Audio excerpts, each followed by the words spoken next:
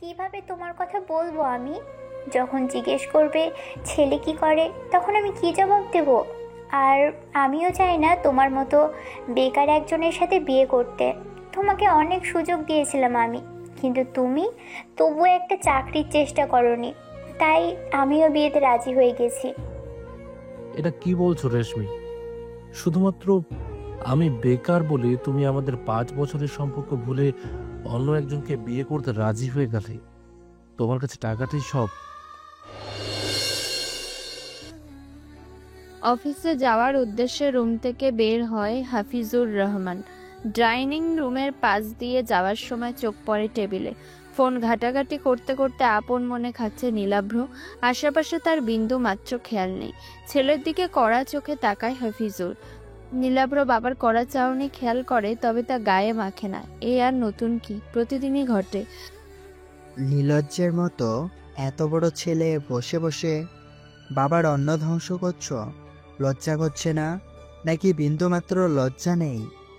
নীলাভ্র কোনো উত্তর দেয় না। ফের হাফিজুর রহমান বলে, কত আশা করে পড়াশোনা শিখিয়েছিলাম।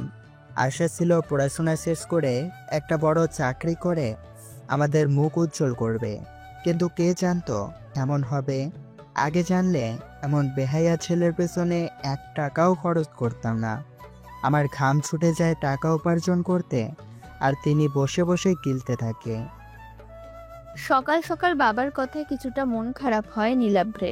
রাগও হয় সামান্য। অবশিষ্ট খাবারের মধ্যে হাত ধুয়ে রেগে ঘরে চলে যায় সে। হ্যাঁ, যাও যাও, এতটুকুই তো পারবে। তাছাড়া আর কি যোগ্যতা আছে? রান্নাঘর থেকে রোকসানা বেগম বেরিয়ে আসে। সকাল সকাল ছেলেটাকে এভাবে বলাটা জরুরি ছিল কি তোমার? কাল রাতে কিছু খাইনি, এখন একটু খেতে বসলো, তবুও খেতে দিলে না শান্তি মতো। চুপ করো তুমি। একমাত্র তোমার জন্যই ছেলে এমন বেয়াড়া হয়েছে। ওকে ভালো মতো বলে দেবে কোনো চাকরি জোগাড় করতে, আর কিছু না করলে এ বাড়ি থেকে বেরিয়ে যেতে।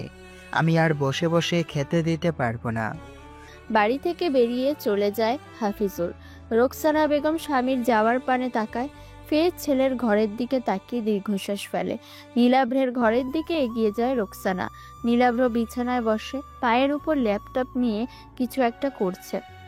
এবার অন্তত তো একটা চাকরি কর বাবা, আর কতদিন এভাবে চলবে? আম্মু, তুমিও এখন শুরু করো না তো। কতদিন বলতে হয় আমি কোনো চাকরি করতে পারবো না? কেন পারবি না? সমস্যা কি তোর? আমি এত কিছু এক্সপ্লেন করতে পারবো না। আমি যখন বলেছি তখন কেউ আমাকে দিয়ে চাকরি করাতে পারবে না। রোকসানাকে আর কিছু বলতে না দিয়ে একটা শার্ট পরতে পরতে বাইরে চলে যায় নীলাভ্র। রোকসানা ছেলের দিকে অসহায় দৃষ্টিতে তাকিয়ে থাকে। হাফিজুর রহমানের মধ্যবিত্ত এক পরিবার। ছোট সরকারি চাকরি করেন সে। বেতন থেকে যা আসে তা এই উচ্চ মূল্যের বাজারে কিছুই হয় না। তবুও কোনো মতে কষ্ট করে চলতে হয়। অধিক জায়গা জমিও নেই, শুধু বাড়িটা ছাড়া। নীলাভ্র ছোট থেকেই ব্রিলিয়ান্ট ছিল। তার পড়াশোনার চাহিদাও ছিল অধিক। হাফিজুর ছেলের এত চাহিদা দেখে শত কষ্টের মাঝেও ছেলেকে উচ্চশিক্ষিত করে উঠাতে চায়, ভালো প্রাইভেট ইউনিভার্সিটিতে ভর্তি করায়। তখনও নীলাভ্র পড়াশোনার প্রতি অধিক আগ্রহী ছিল। ছেলের পড়াশোনার খরচ জোগাতে সব জায়গা জমি বিক্রি করতে হয়েছে হাফিজুর রহমানকে। এত কিছু ত্যাগ করে অবশেষে নীলাভ্রের পড়াশোনা শেষ হয়। মাসের পর মাস চলতে থাকে, কিন্তু নীলাভ্র চাকরির চেষ্টা করে না। অনেক জায়গা থেকে চাকরির অফারও এসেছিল, কিন্তু সে জয়েন করেনি। কেন করে না তা অজানা, শুধু বলে তার সময় নেই, চাকরি করতে ভালো লাগে না। কত শত বুঝিয়েছে রোকসানা হাফিজুর, কিন্তু নীলাভ্র কারো কথা কান দেয় না। একমাত্র ছেলেকে নিয়ে কত স্বপ্ন ছিল তাদের, অথচ নীলাভ্র সব স্বপ্ন শেষ করে দেয়। নিজের কেবিনে বসে আছে অহনা, শান্তভাবে কম্পিউটারে কিছু একটা করছে। বাইরে থেকে নক করে কেউ। অহনার চিন্তা অসুবিধা হয় না কে বাইরে। অহনা অনুমতি দেয় ভেতরে আসতে। আশিক একটা ফাইল নিয়ে ভেতরে প্রবেশ করে। ফাইলটা অহনার দিকে এগিয়ে বলতে থাকে, ম্যাম, একটু লক্ষ্য করুন। কি এইটা? এখানে কিছু অনৈতিক কাজের বিবরণ দেওয়া হয়েছে। দেশে কোনো এক বা একাধিক হ্যাকারের অস্তিত্ব বাড়ছে। বিভিন্ন জায়গায় ব্যাংক থেকে সে বা তারা হ্যাক করে টাকা তুলে নিচ্ছে। মূলত এটা একজন নাকি একাধিকজন তা জানা যায়নি, তবে ধারণা করা যায় একজনই করছে, কারণ সব জায়গায় খোঁজ নিয়ে জানা গেছে সব জায়গায় একই প্রক্রিয়ায় করা হয়েছে, ন্যূনতম তারতম্য নেই। একাধিকজন করলে একটু হলেও পার্থক্য থাকতো। আর বিশেষ তথ্য হলো হ্যাকার খুব চতুর টাইপের, কোনো জায়গায় সামান্য প্রমাণও রাখছে না। এখনো পর্যন্ত তাকে চিহ্নিত করার মতো কিছুই পাওয়া যায়নি, কোনো প্রমাণ কেউ খুঁজে পাচ্ছে না। খুব পাকা হাতে কাজটি করা হচ্ছে। আচ্ছা, আমি দেখছি ব্যাপারটা। জি ম্যাম, এভাবে চলতে থাকলে দেশের অবস্থা বিপজ্জনক হয়ে উঠবে। উপরমহল থেকে বারবার চাপ দিচ্ছে দ্রুত হ্যাকারকে খুঁজে বের করতে। আশা করা যায় আমরা না পারলে এই কাজটি উপরমহল থেকে আপনার দায়িত্বে দেওয়া হবে। আশিকের লাস্ট কথায় বিরক্ত হয় অহনা। সব সময় শুধু কাজ আর কাজ। কেন, সে কি মন্ত্রী নাকি এক হাতে সব সামলে নেবে? তাকেই কেন কঠিন দায়িত্বগুলো বারবার দিতে হবে? আচ্ছা, আপনি এখন আসুন। আশিক মাথা নাড়িয়ে চলে যায়। অহনা ফাইলটা না দেখেই পাশে ফেলে রাখে, বিড়বিড় করে বলে, দেখ, এত কাজ করছে কে? যখন আমার ওপর দায়িত্ব পড়বে তখন ভেবে দেখব। পার্কের বেঞ্চে বসে আছে নীলাভ্র, অপেক্ষা করছে কারোর জন্য, হাতে একগুচ্ছ গোলাপ ফুল। কিছুক্ষণ বাদে হেঁটে আসা একটা মেয়ে, বোরকায় আবৃত শরীর, চোখ দুটো শুধু খোলা। মেয়েটাকে চিনতে অসুবিধা হয় না নীলাভ্রের। এটা যে রেশমি তা সে চিন্তা ভুল করবে না। নীলাভ্রের দিকে এগিয়ে আসে রেশমি, গিয়ে বসে নীলাভ্রের পাশে, মুখ থেকে নিকাবটা উপরে তুলে।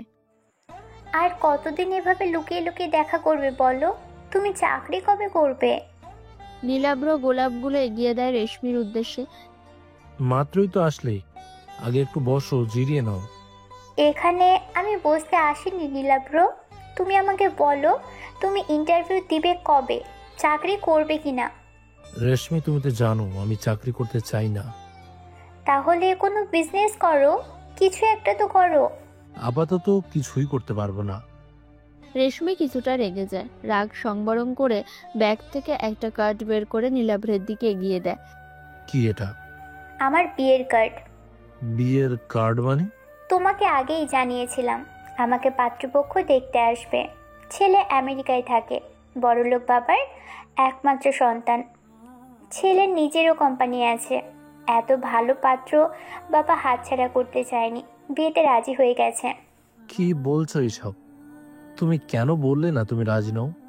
তুমি আমাকে ভালোবাসো। কিভাবে তোমার কথা বলবো আমি? যখন জিজ্ঞেস করবে ছেলে কি করে, তখন আমি কি জবাব দেব? আর আমিও চাই না তোমার মতো বেকার একজনের সাথে বিয়ে করতে। তোমাকে অনেক সুযোগ দিয়েছিলাম আমি, কিন্তু তুমি তবুও একটা চাকরির চেষ্টা করনি, তাই আমিও বিয়েতে রাজি হয়ে গেছি। এটা কি বলছো রেশমি? শুধুমাত্র আমি বেকার বলে তুমি আমাদের 5 বছরের সম্পর্ক ভুলে অন্য একজনকে বিয়ে করতে রাজি হয়ে গেলে?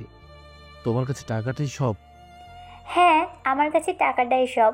আমি তোমার মতো বেকার ছেলেকে বিয়ে করতে পারবো না।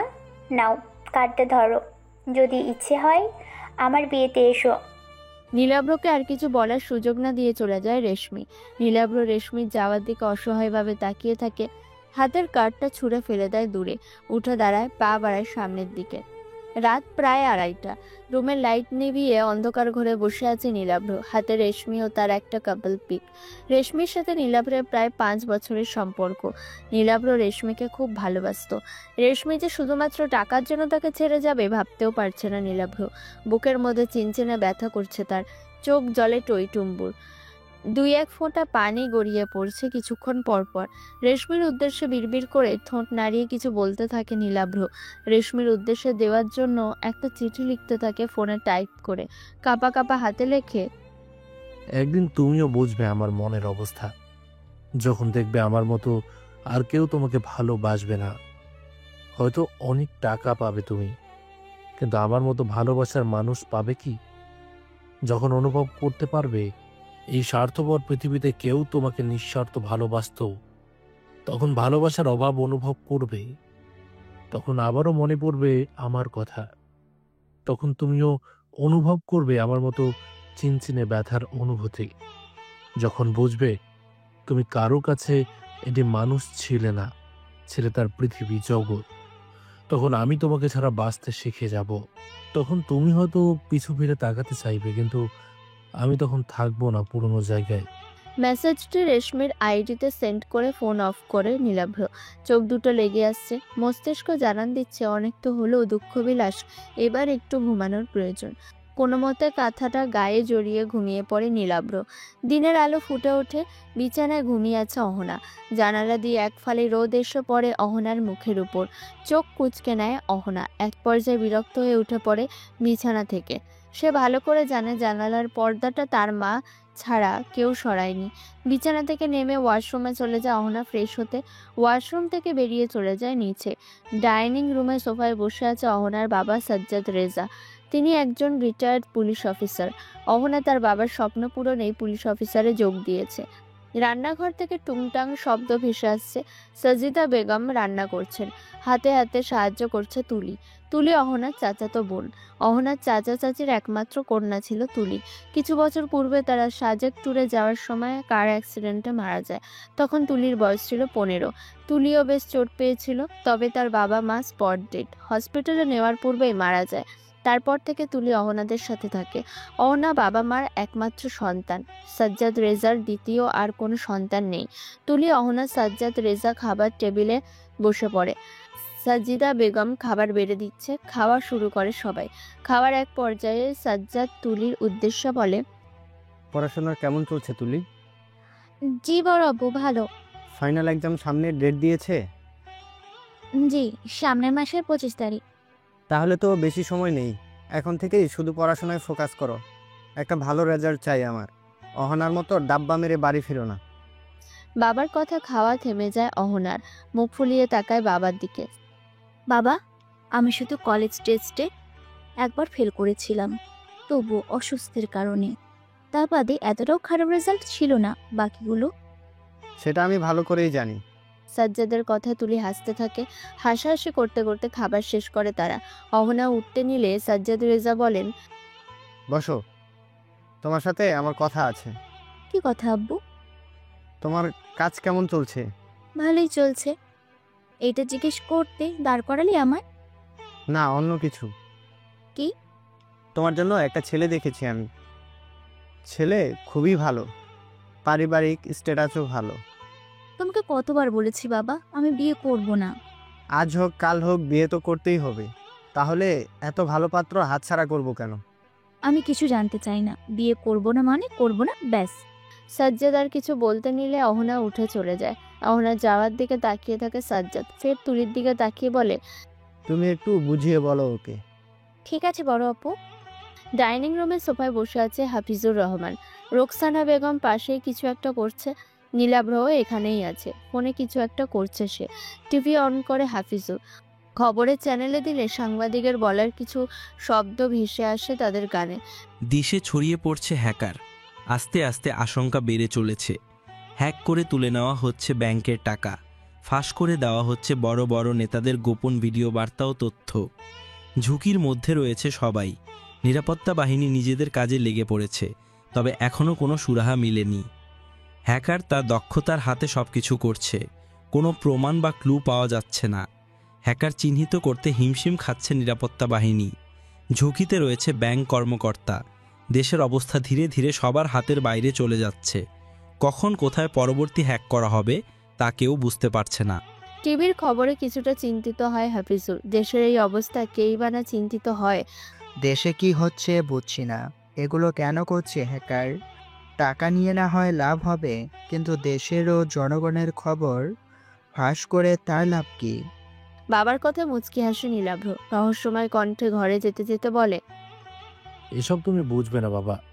হাফিজুর রহমান ছেলের দিকে তাকিয়ে থাকে। কি এমন ঘটনা যে সে বুঝবে না অথচ তার ছেড়ে জানে?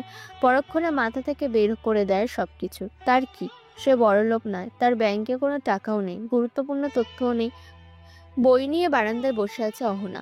আজ তার অবসরের দিন। পুলিশদের অবসর নেই বললেই চলে, কিন্তু অহনা আজ অসুস্থ বলে ছুটি নিয়েছে। প্রতিদিন এত কাজ করতে তার ইচ্ছা করে না। কিছু মুহূর্তে গল্পের মধ্যে হারিয়ে যায় সে। তখন ফোনের কর্কশ রিংটোন বেজে ওঠে। বিরক্ত হয় অহনা। বিরক্তিতে ফোন হাতে তুলে নেয়। ফোনের নাম্বার দেখে তড়াৎ গতিতে সোজা হয়ে বসে সে। হঠাৎ বড় অফিসার কেন কল দিচ্ছে? আজ তো তার ছুটির দিন। মিস অহনা, কোথায় আপনি? স্যার, আমার তো আজ ছুটির দিন, আমি বাসায় আছি। দেশের এই অবস্থায় আপনি ছুটি কাটাতে ব্যস্ত? কাল থানায় যাওয়ার পূর্বে আমার কেবিনে দেখা করে যাবেন।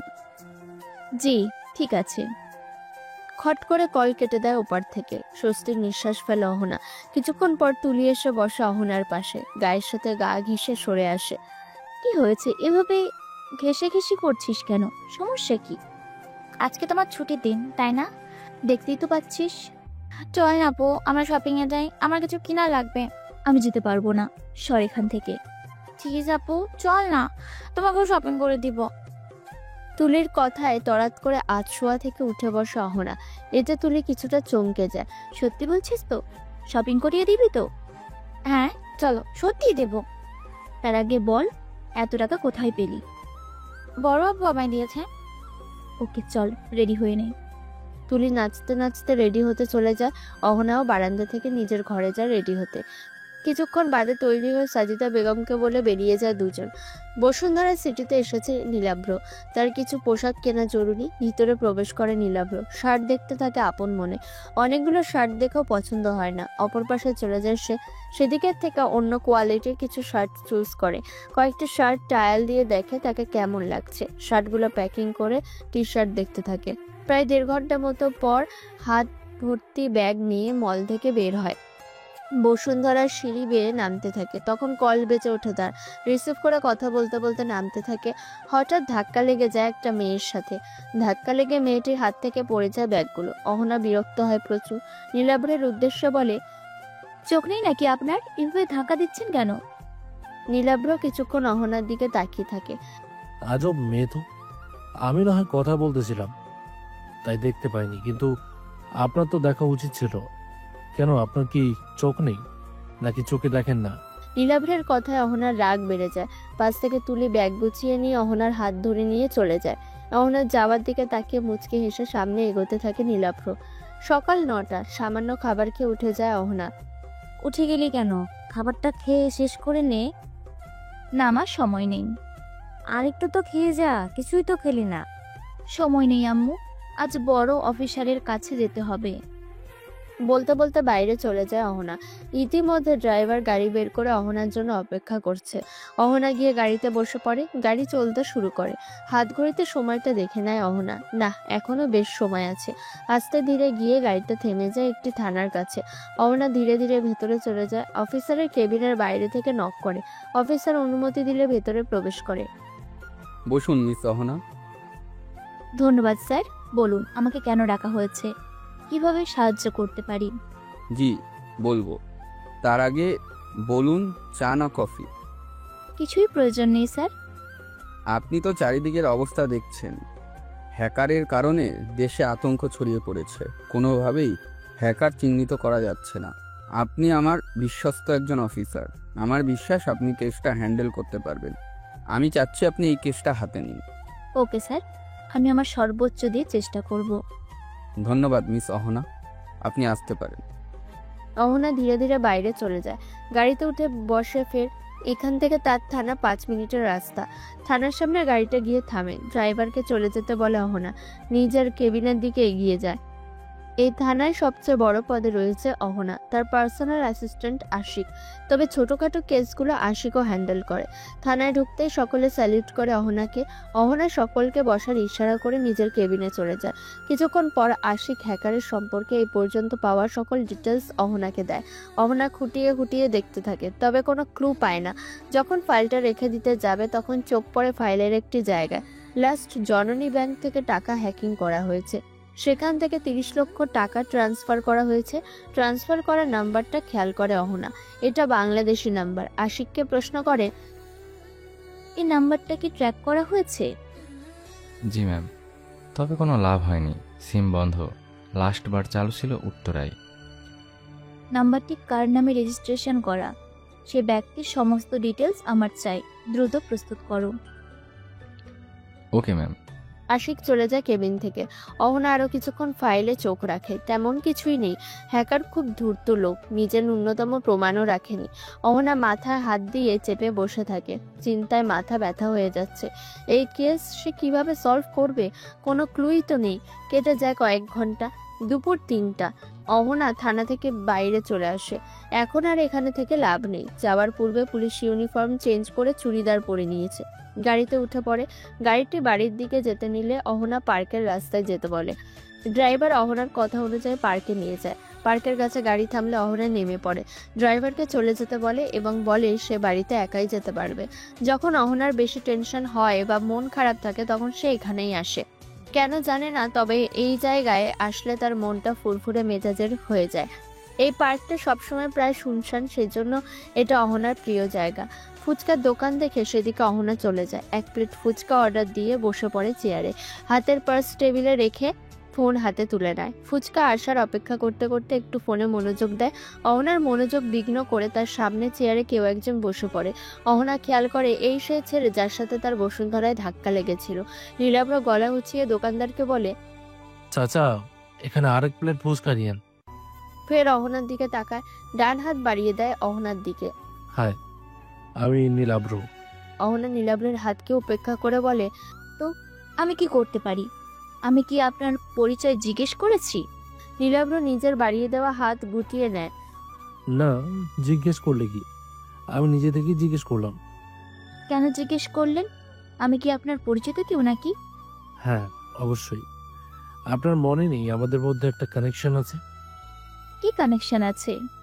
এই যে কাল একবার ধাক্কা খেলাম, আজ আবার দুজনে একই পার্কে বসে আছি। এটাই তো কানেকশন। প্রকৃতিও আমাদের বারবার এক জায়গায় দেখতে চাচ্ছে। আপনার ফালতু গল্প বলা শেষ হলে এবার যেতে পারেন। আমি কোথাও যাব না যতক্ষণ না আপনি আমার সাথে ফ্রেন্ডশিপ করছেন। ততক্ষণ আপনার পিছু ছাড়বো না। মান্দাবাজি হচ্ছে। আপনি কি কোনোভাবে আমাকে ইপটিজিং করার চেষ্টা করছেন? জানেন তো আমি কে? জানবো না কেন, সব জানি। আপনি একজন বড় পুলিশ অফিসার। তাহলে আপনার সাহস তো কম না, জেনে শুনে একজন পুলিশ অফিসারের সাথে ইপটিজিং করতে আসছেন। নীলাভ্র লজ্জা পাওয়ার ভঙ্গিমা করে বলে, মানে সাহস আমার বরাবরই বেশি। নীলাভ্রর এরূপ কাণ্ড দেখে অহনা রেগে যায়। আর কোনো কথা বলে না নীলাভ্রের সাথে। দোকানদার 2 প্লেট ফুচকা দুজনকে দিয়ে দেয়। অহনা খেতে শুরু করে। নীলাভ্র নিজে অহনাকে প্রশ্ন করতে থাকে। অহনা কোনো উত্তর দেয় না। নীলাভ্র নিজের সম্পর্কে বলতে থাকে, সে কোথায় থাকে, কি করে, কতদূর লেখাপড়া করেছে। অহনা মনে মনে কিছু ভেবে বলে, আপনার সাথে ফ্রেন্ডশিপ করতে পারি, তবে একটা শর্ত আছে। কি শর্ত বলে ফেলুন। আমাকে সাহায্য করতে হবে কিছু। আমি যেখানে যেখানে যাব আমার সাথে যেতে হবে। অহনার কথায় বাঁকা হাসে নীলাভ্র। সে তো এটাই চাইছিল। আমি রাজি। অহনা ভেবেছিল সে নীলাভ্রকে নিয়ে হ্যাকারের তথ্য সংগ্রহ করবে।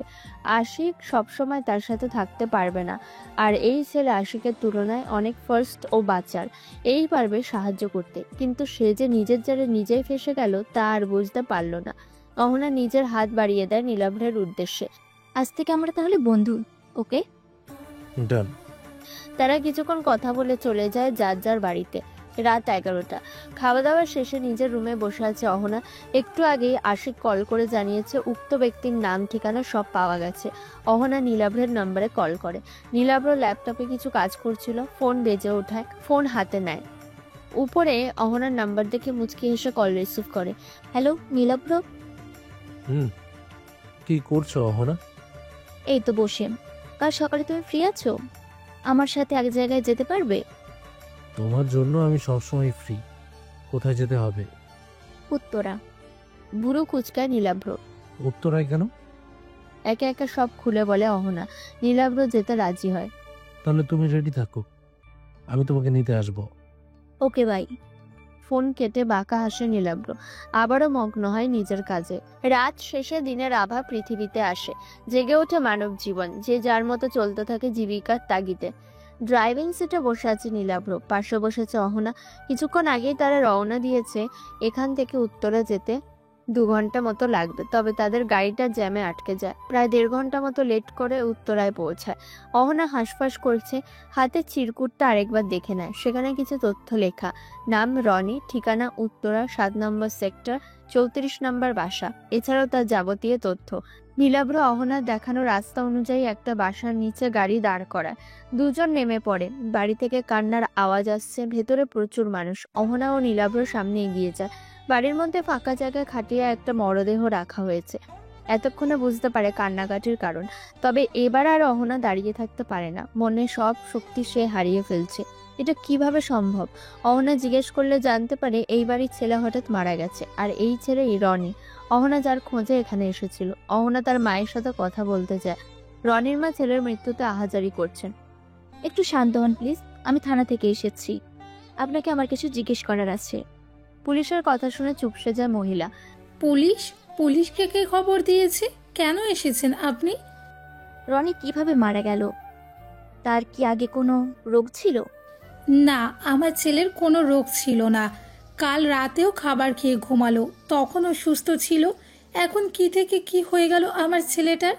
রনির মা আবার কান্নায় ভেঙে পড়েন। অহনা বুঝতে পারছে না সেখানে আসবে যেদিন সেদিনই রনি মারা গেল। কিভাবে পসিবল? নীলাব্র গাড়ির সামনে দাঁড়িয়ে আছে, তার কোনো ভাবান্তর নেই। দেখে মনে হচ্ছে সে আগে থেকেই সব জানতো। অহনা রনির বাবার সাথে কথা বলে, খুলে বলে সব। রনির নামেই এই সিমটা তোলা ছিল। জননী ব্যাংকে যত টাকা সেটা রনির নাম্বারে এসেছে। আমার ছেলে এ ধরনের ছিল না, সে কিভাবে এসবের মধ্যে জড়িয়ে যাবে? মেন কালপিট আপনার ছেলে নয়, তাকে দিয়ে করানো হয়েছে। আসল হ্যাকারকে খুঁজতে হলে আপনার ছেলের সাথে যোগাযোগ করা জরুরি ছিল, কিন্তু সে তো মারা গেছে। তবে আমার কাছে মৃত্যুটা রহস্য লাগছে। যদি কিছু জেনে থাকেন লুকোবেন না প্লিজ, খুলে বলুন। রনির বাবা এবার কিছুটা চিন্তিত হয়। আমার ছেলের সাধারণ মৃত্যু হয়নি। রনির বাবার কথা আশ্চর্য হয় অহনা। তাহলে কিভাবে মারা গেল রনি? সে মারা যায়নি, তাকে মেরে ফেলা হয়েছে। সব খুলে বলুন আমায় প্লিজ। রনির বাবা কিছুটা চিন্তিত হয়। সত্যিটা বলা ভুল হলো না তো? সে বলবে কি বলবে না বুঝতে পারছে না। প্লিজ কিচ্ছু লুকোবেন না, আমি কথা দিচ্ছি আপনাদের কোনো ক্ষতি হবে না। আমার ছেলে বাকিদের মতো ঠিকই ছিল, সবার মতো সাধারণভাবে চলাফেরা করত। তবে হঠাৎ করে তার মাঝে কিছু পরিবর্তন লক্ষ্য করি আমরা। রনি বেশি সময় বাইরে যেত না, তার চাকরিও ছেড়ে দিল। এ নিয়ে অনেক ঝামেলা হলো, চাকরিতে আর যোগ দিতেও পারেনি। কিছুদিন পর দেখলাম রনি অনেক রাত করে বাড়ি ফিরছে। চাকরি না করেও অনেক টাকা পেত। কোথায় থেকে কিভাবে পেত তা আমাদের খুলে বলতো না। আমরা জিজ্ঞাসা করলে এড়িয়ে চলতো, আমাদের বারণ শুনতো না। কেমন উগ্র টাইপের হয়ে গেল। আমরা বুঝতে পারলাম না রনির সমস্যা। তবে আমাদের ছেলেটা কোনো অনৈতিক কাজে জড়িয়ে পড়েছে সেটা আমরা বুঝতে পারি। কারণ যেখানে চাকরি করেও সামান্য কিছু টাকা পেত, সেখানে সারাদিন ঘরে বসে কি এমন করতো যে লক্ষ লক্ষ টাকা পেয়ে যাবে। মৃত্যুর 5-6 দিন আগে থেকেই রনিকে কেমন চিন্তিত দেখাতো। ঠিক মতো খেত না। অনেক রাতও ওকে মাথায় হাত দিয়ে বসে থাকতে দেখলাম। কিছু জিজ্ঞাসা করলে প্রতিবারের মতো চুপ থাকতো, আমাদের খুলে বলতো না। মৃত্যুর আগের দিন সকালে আমরা 3 জন টেবিলে খেতে বসলাম। রনি আমাদের বলল, আমার মনে হচ্ছে আমি বেশি দিন বেঁচে থাকতে পারবো না। আমার ঘরের টেবিলের ড্রয়ারে বেশ কিছু টাকা আছে, আমি মারা গেলে সেগুলো তোমরা নিয়ে নিও। এতগুলো টাকা কোথায় পেলাম জিজ্ঞেস করবে না প্লিজ। তবে এইটুকু জেনে রেখো, তোমাদের ছেলে খুব বাজেভাবে কিছু একটাই ফেঁসে গেছে। এখান থেকে বেরোনোর উপায় নেই, একমাত্র মৃত্যু ছাড়া। যে কোনো সময় আমার উপর হামলা হতে পারে, তোমরা আমাকে মাফ করে দিও। এতটুকু বলে রনির বাবা কান্নায় ভেঙে পড়ে। অহনা তাকে সান্ত্বনা দেয়। প্লিজ আঙ্কেল ভেঙে পড়বেন না, এখন কাঁদলে রনি ফিরে আসবে না। আমাকে আপনি সবটা খুলে বলুন। রনির বাবা আবার বলতে আরম্ভ করে। সকালে খেয়ে রনি বাইরে গিয়েছিল। সকাল পেরিয়ে বিকেল হয়ে যায়, বিকেল পেরিয়ে রাত, তবুও রনি বাসায় ফিরে আসে না। আমরা বারবার কল দিই, তবে ওর নাম্বার বন্ধ। পুলিশ ইনফর্ম করি, তবুও তারা খুঁজে দিতে পারে না। হঠাৎ মধ্যরাতে কলিং বেল বেজে ওঠে। আমরা ভেবেছিলাম আমাদের ছেলে এসেছে। রনির মা গিয়ে দুটো দরজা খুলে দেয়। আমাদের ধারণাই ঠিক হলো, রনি এসেছিল, তবে জীবিত নয়, মৃত। কেউ বা কারা রনিকে দরজার সামনে রেখে গেছে। রনির মুখ থেকে সাদা ফেনা বের হচ্ছিল, দেখে বোঝা যাচ্ছিল কেউ জোর করে মুখে বিষ ঢেলে দিয়েছে। শার্ট ছেঁড়া ছিল, হয়তো অনেক ধস্তাধস্তি হয়েছে। কেউ জানলো পুলিশ ওকে নিয়ে গিয়ে কাটাছেঁড়া করবে। এই ভয়ে সবাইকে জানাই সাধারণ মৃত্যু হয়েছে রনির। আমার ছেলেটার কাটাছেঁড়া দেহ সহ্য করতে পারবো না। দয়া করে মা, তুমি রনিকে নিয়ে যেও না। ভয় পাবেন না আঙ্কেল, আমি রনির মৃত্যুর রহস্য কাউকে বলবো না। আপনি আমাকে একটু ওর রুমে নিয়ে যেতে পারবেন? হ্যাঁ, এসো। রনির বাবা অহনাকে তার রুমে নিয়ে যায়। অহনা সম্পূর্ণ ঘর খুঁজতে থাকে, তবে কিছুই পায় না। রনির মোবাইল ফোন চেক করে, সব কিছু ডিলিট করা। হ্যাকার আগে হয়তো বুঝেছিল ফোন চেক করা হবে, কিন্তু কোনোভাবে একটা ছবি রয়ে যায়। অহনা ভালো করে দেখে ছবিটা। রনি একজনের থেকে অনেকগুলো টাকার বান্ডিল নিচ্ছে। রনিকে স্পষ্ট বোঝা গেলেও ছেলেটাকে বোঝা যাচ্ছে না। ছবির উপরে লেখা আছে, স্মৃতি হিসেবে রেখে দিলাম। ওস্তাদের থেকে নেওয়া প্রথমবারের ইনকাম। অহনার আর বুঝতে বাকি থাকে না, এতগুলো টাকা প্রথমবার ইনকাম মানে এই লোকটি হ্যাকার। তবে লোকটার মুখের উপর বড় ইমোজি দেওয়ার জন্য কিছুই বোঝা যাচ্ছে না। ছবিটা অহনার ফোনে ট্রান্সফার করে নেয়। কিছুক্ষণ সেখানে থেকে নীলাব্রকে নিয়ে বাড়ির উদ্দেশ্যে রওনা দেয় অহনা। দুপুর প্রায় 3টা। দুজনেরই খিদে লেগেছে। একটা রেস্টুরেন্টে গাড়ি থামায় নীলাব্র, নেমে পড়ে দুজন। রেস্টুরেন্ট ফাঁকা, শুনশান। লাস্টের টেবিলে গিয়ে দুজন বসে পড়ে। দুজন দুজনের পছন্দ অনুযায়ী খাবার অর্ডার দেয়। খাবার শেষে 2টো কোন আইসক্রিম অর্ডার করে নীলাব্র। হাতে করে নিয়ে চলে যায় গাড়ির উদ্দেশ্যে। রাত প্রায় 12টা। বিছানায় গা এলিয়ে দিয়েছে অহনা। ঘুম আসছে না, তবে সে বসে থাকতেও ইচ্ছা করছে না। মাথায় হাজারটা প্রশ্ন ঘুরপাক খাচ্ছে। ফোন হাতে নিয়ে ছবিটা বারবার জুম করে দেখছে। হ্যাকারের মুখ দেখা যাচ্ছে না, তবে পোশাক দেখা যাচ্ছে। কিভাবে খুঁজে বের করবে তাকে?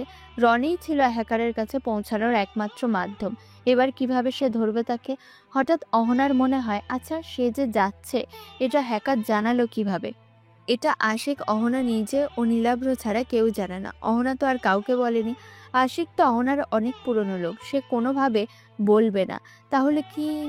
আর ভাবতে পারছে না অহনা। নীলাব্র এসবে কিভাবে জড়াবে? বেহুদাই চিন্তা করছে সে। হঠাৎ ফোন বেজে ওঠে অহনার। উপর মহল থেকে ফোন এসেছে। ফোন রিসিভ করে সে। কত দূর এগোচ্ছে আপনার কাজ মিস অহনা? জি স্যার, আমাকে আর কিছুদিন সময় দিন। আমাদের হাতে এত সময় নেই। আজ দেশে আরও একটা গুরুত্বপূর্ণ তথ্য ভাইরাল হয়েছে, জানেন তো? এইটা ওই হ্যাকারেরই কাজ। এভাবে চলতে থাকলে তো আমাদের বিপদ। প্রচুর চাপ পড়ছে আমার উপর। তাড়াতাড়ি সলভ করুন, নয়তো আমি অন্য ব্যবস্থা নিতে বাধ্য হব। চুপ হয়ে যায় অহনা। অফিসার যে তাকে ইনডাইরেক্টলি চাকরি নেওয়ার হুমকি দিচ্ছে তা বুঝতে পারছে, তবু আমতামতা করে বলে, আমি তো চেষ্টা করছি স্যার। অহনা সম্পূর্ণ কথা না শুনে কল কেটে দেয় অফিসার। অহনা ফোন বিছানায় রেখে দেয়। ধ্যাত, এমনি এত টেনশন, তার উপর আবার মনটা খারাপ হয়ে গেল। পর মুহূর্তে আবারও কল আসে। এবার কল দিয়েছে নীলাব্র। নীলাব্রের কল দেখে অহনার মুখে হাসি ফুটে ওঠে। আনন্দের সাথে কল রিসিভ করে। হাই অহনা, কি করছো? এই তো শুয়ে আছি। তুমি কি করছো? আমি তো শুয়ে শুয়ে তোমার কথাই ভাবছিলাম। কেন? তুমি বুঝবে না। বুঝিয়ে বললেই তো বুঝবো। অহনা, কাল তুমি কি ফ্রি আছো? আমার সাথে একটু দেখা করতে পারবে? কাল তো আমার থানায় যেতে হবে। পরশুদিন শুক্রবার, তুমি বরং শুক্রবার দেখা করো। নীলাব্র অহনার কথায় সম্মতি জানায়। দুজন আরো অনেকক্ষণ কথা বলতে থাকে। একসময় কল কেটে দুজন ঘুমের প্রস্তুতি নেয়। ঘুমে বিভোর অহনা। তুলির চেঁচামেচিতে অহনার ঘুম হারিয়ে যায়। তুলি অনবরত দরজা ধাক্কিয়ে যাচ্ছে। শেষমেশ বিরক্তি নিয়ে উঠে পড়ে অহনা। দরজা খুলে দেয়। কি সমস্যা, এমন চেঁচাচ্ছিস কেন?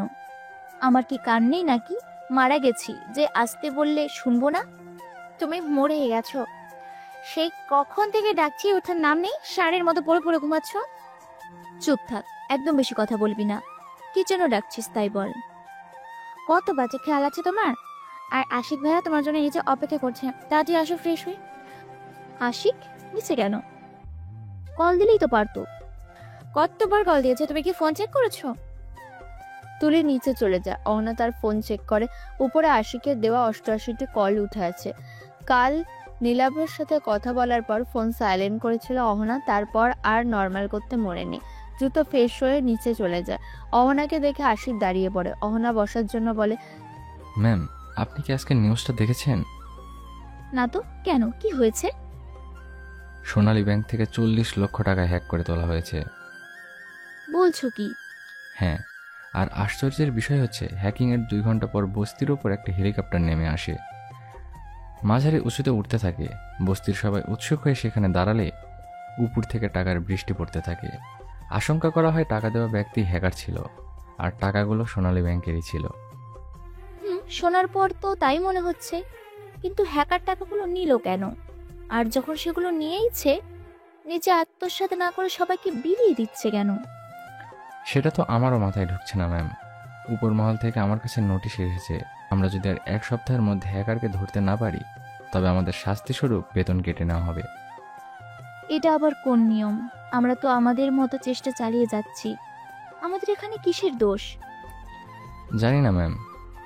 আচ্ছা, আমি বিষয়টা দেখছি। আমাদের একটু সোনালী ব্যাংকে যেতে হবে। চলো, আমরা এখনই বের হব। সাজিদা বেগম খাবার কথা বললে অহনা না খেয়ে নিজের ফোন ও পার্স নিয়ে চলে যায়। আশিক গাড়িটা ব্যাংকের সামনে দাঁড় করায়। ভেতর থেকে দুজন নেমে আসে। অহনা ব্যাংক কর্মকর্তার সঙ্গে দেখা করতে চায়। আশিক ও অহনাকে একটা ওয়েটিং রুমে বসতে বলা হয়েছে। প্রায় 20 মিনিট পর ব্যাংক কর্মকর্তা আসে। বেচারার চেহারা দেখার মতো। এতগুলো টাকা হারিয়ে প্রায় পাগল। টেনশনে ভুগছেন তিনি। জি বলুন, কি বলতে চান? আপনাদের অ্যাকাউন্ট থেকে টাকা ট্রান্সফার করা হয় কখন? ভোর 5টার দিকে। আপনি কি আমাদের একটু সিভিটা দেখাতে পারবেন? মানে কোন নাম্বারে ট্রান্সফার করা হয়েছে? হ্যাঁ অবশ্যই, আমি আপনার ফোন পাঠিয়ে দেই। Okay please. কর্মকর্তা অহনার ফোনে ছবিটি পাঠিয়ে দেয়। অহনা ধন্যবাদ দিয়ে থানায় চলে আসে। সামনে আশিক বসে আছে, অহনা তার চেয়ারে। দুজন ছবিটা লক্ষ্য করছে। অ্যাকাউন্ট নাম্বার নামের জায়গায় সায়ন চৌধুরী লেখা, ফোন নাম্বার দেওয়া। এছাড়া বিশেষ কিছু পাওয়া যায়নি, সেটাই। ফোন নাম্বার বন্ধ, ট্র্যাকিং করা সম্ভব হচ্ছে না। যদি কখনো সিম চালু হয় তবে পাওয়া যাবে। অহনার মাথা চিন্তায় ফেটে যাচ্ছে। একজন মানুষ এত ধূর্তভাবে সবকিছু কিভাবে করতে পারে? এতটুকু হলেও তো ভুল থাকবে। হয়তো ভুল টিকে আছে, তবে তাদের চোখে পড়ছে না। সব চিন্তা একপাশে রেখে উঠে দাঁড়ায় অহনা। আশিককে গাড়ি বের করতে বলে। সে রনিদের বাসায় যাবে।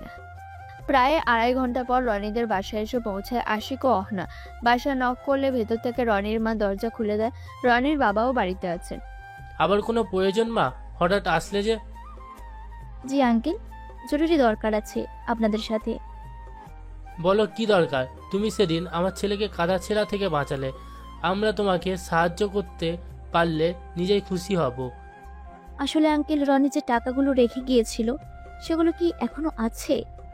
রনির মা পাশ থেকে বলে, হ্যাঁ, সবগুলো টাকাই রেখে দিয়েছি। আমার ছেলের রেখে যাওয়া শেষ সম্বল আমরা এখনো হাত দেইনি। হ্যাঁ, টাকাগুলো ওভাবেই আছে, আমরা এখনো ছুঁয়ে দেখিনি। আমাকে একটু দেখাতে পারবেন? হ্যাঁ, কেন নয়, এসো আমার সাথে। অহনা ও আশিক তাদের সাথে রনির ঘরে যায়। রনির বাবা ড্রয়ার খুলে দেয়। একসাথে অনেকগুলো টাকার বান্ডিল সাজিয়ে রাখা।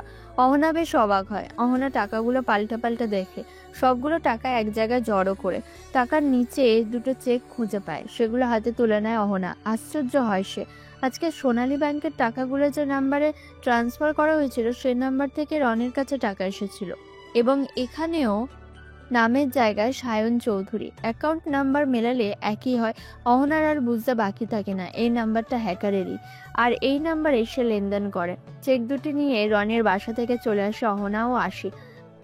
এবার কি করবেন ম্যাম? এবার আপাতত আর আমার কিছু করার নেই। এবার যা করার করবে তুমি। আমি কি করব? আমাদের পরবর্তী হ্যাকিং হওয়া পর্যন্ত অপেক্ষা করতে হবে। আশা করা যায় পরবর্তী টাকাগুলো এই অ্যাকাউন্টে ট্রান্সফার হবে। মানে নাম্বারটিও সচল থাকবে কিছুক্ষণ। ওই সময়টুকুই আমাদের কাজে লাগাতে হবে। এর জন্য তোমাকে সবসময় নাম্বারটা ট্র্যাকে রাখতে হবে। পারবে তো তুমি? হ্যাঁ ম্যাম, অবশ্যই পারবো। প্রায় বিকেল 4টে বাজে। অহনা নিজের বাড়িতে চলে যায়। বাড়িতে ঢোকার পর সোজা নিজের ঘরে যায় অহনা। প্রচুর গরম পড়েছে, গোসল করা জরুরি। বেশ কিছুক্ষণ ধরে শাওয়ার নেয় সে। অনেকক্ষণ পর পোশাক চেঞ্জ করে বাইরে আসে। অহনার বিছানায় তুলি বসে আছে। কি ব্যাপার, তুমি আমার রুমে যে? এমনি ভালো লাগছে না। ঝালমুড়ি খেতে যাবে আপু? এই সময় ঝালমুড়ি কোথা থেকে খেতে যাব? বেশি দূরে না, আমাদের পাড়ার মোড়ে নতুন ঝালমুড়ির দোকান বসেছে। ওনার ঝালমুড়ি নাকি অনেক টেস্ট। চলো না, আজ আমরাও যাই। অহনা এমনি আজ অনেক চাপে আছে, একটু মনটা ফুরফুরে করা দরকার, সেজন্য রাজি হয়ে যায়। বেশ, চলো তাহলে। তুলি ও অহনা ঝালমুড়ির উদ্দেশ্যে বাইরে চলে যায়। দুজনেই সাধারণ গোল জামা পরে বের হয়েছে। অহনা মাথায় ওড়না দিয়ে আর তুলি গলা পেঁচিয়ে ওড়না 2 ধারে ঝুলিয়ে রেখেছে। দোকানে যেতে যেতে সন্ধ্যার আজান দিয়ে দেয়। অহনা ভেবেছিল একটু এদিক ওদিক ঘোরাঘুরি করবে। বেশ কিছুদিন সে বাইরে ঘুরতে আসে না, কিন্তু সন্ধ্যায় আজান দেওয়ায় মনের আশা পূরণ হলো না। ঝালমুড়ি নিয়ে সোজা বাড়ি চলে আসে দুজন। আজ অহনা রুমে না বসে রান্নাঘরে যায়। সাজিদা বেগম রান্না করছে রাতের জন্য। মেয়েকে রান্নাঘরে দেখে ভূত দেখার মতো অবাক হয়। অহনা চুপচাপ এটা ওটা করতে থাকে। সবাই মিলে রাতের খাবার খায় আনন্দ করে। কতদিন পর এত ফ্রেন্ডলি ভাবে পরিবারের সাথে কাটালো অহনা। পরিবারের সাথে সবসময় সে ফ্রেন্ডলি, তবে কাজের চাপে তাদের সাথে কাটানোর মতো সময় হয় না। আজকে বেশ খুশি লাগছে তার। খাবার শেষ করে নিজের রুমে চলে যায় অহনা। নীলাভ্র কল করলে রিসিভ করে, টুকটাক কথা বলতে থাকে। এক পর্যায়ে নীলাভ্র বলে, কাল আমাদের দেখা করার কথা মনে আছে তো? হ্যাঁ মনে আছে। কাল তুমি একটা নীল শাড়ি পরে আসবে। কেন? শাড়ি কেন পরতে যাবো? আমি বলেছি তাই পরবে। প্লিজ তুমি কাল নীল শাড়ি পরে আসো। ভেবে দেখবো। কালটা যে কখন হবে, কখন তোমার সাথে দেখা করব। এমন ভাব করছো? এই প্রথম আমরা দেখা করছি, আগে কখনো দেখোনি আমাকে। তোমার সাথে প্রত্যেক দেখায় আমার প্রথম দেখা করার মতো অনুভূতি হয়, তুমি বুঝবে না। তাই বুঝি? নীলাভ্র ছোট করে উত্তর দেয়। অনেক রাত করে কথা বলতে থাকে দুজনে। অহনা ভাবে আস্তে আস্তে কেমন যেন সে নীলাভ্রের প্রতি দুর্বল হয়ে যাচ্ছে। সে কি ভালোবেসে ফেলেছে তাকে? নিজের ভাবনায় নিজেই লজ্জা পায় অহনা। মনকে বুঝতে বারবার বলে, ছি ছি, কি ভাবছি? এটা হতে পারে না, কিছুতেই না। পাখির কিচিরমিচিরের শব্দে জেগে ওঠে অহনা। বিছানা থেকে নেমে ওয়াশরুমে চলে যায়। একটু পর নীলাভ্রর সাথে দেখা করার কথা আছে। নীলাভ্র তাকে খুব সকালে যেতে বলেছিল, কারণ এই সময়টা পার্ক ফাঁকা থাকে। আর নীলাভ্র এমন কিছু নাকি বলবে যা মানুষের সামনে বলা যাবে না, এতে দুজনেরই লজ্জা লাগবে। অহনা যদিও বুঝতে পারছে নীলাভ্র তাকে কি বলতে চলেছে, তবুও শিওর না, অন্য কিছু হতেও পারে। চিন্তা ভাবনার মাঝে ব্রাশ করা শেষ করে অহনা ফ্রেশ হয়ে চলে যায় ডাইনিং রুমের দিকে। অহনার আজ সকাল থেকে মনটা ফুরফুরা, খুশি খুশি লাগছে। নিচে গিয়ে একবার খাবার খেয়ে এসেছে। অহনা রেডি হতে শুরু করে। কাবার্ড থেকে খুঁজে খুঁজে নীল রঙের শাড়িটা বের করে।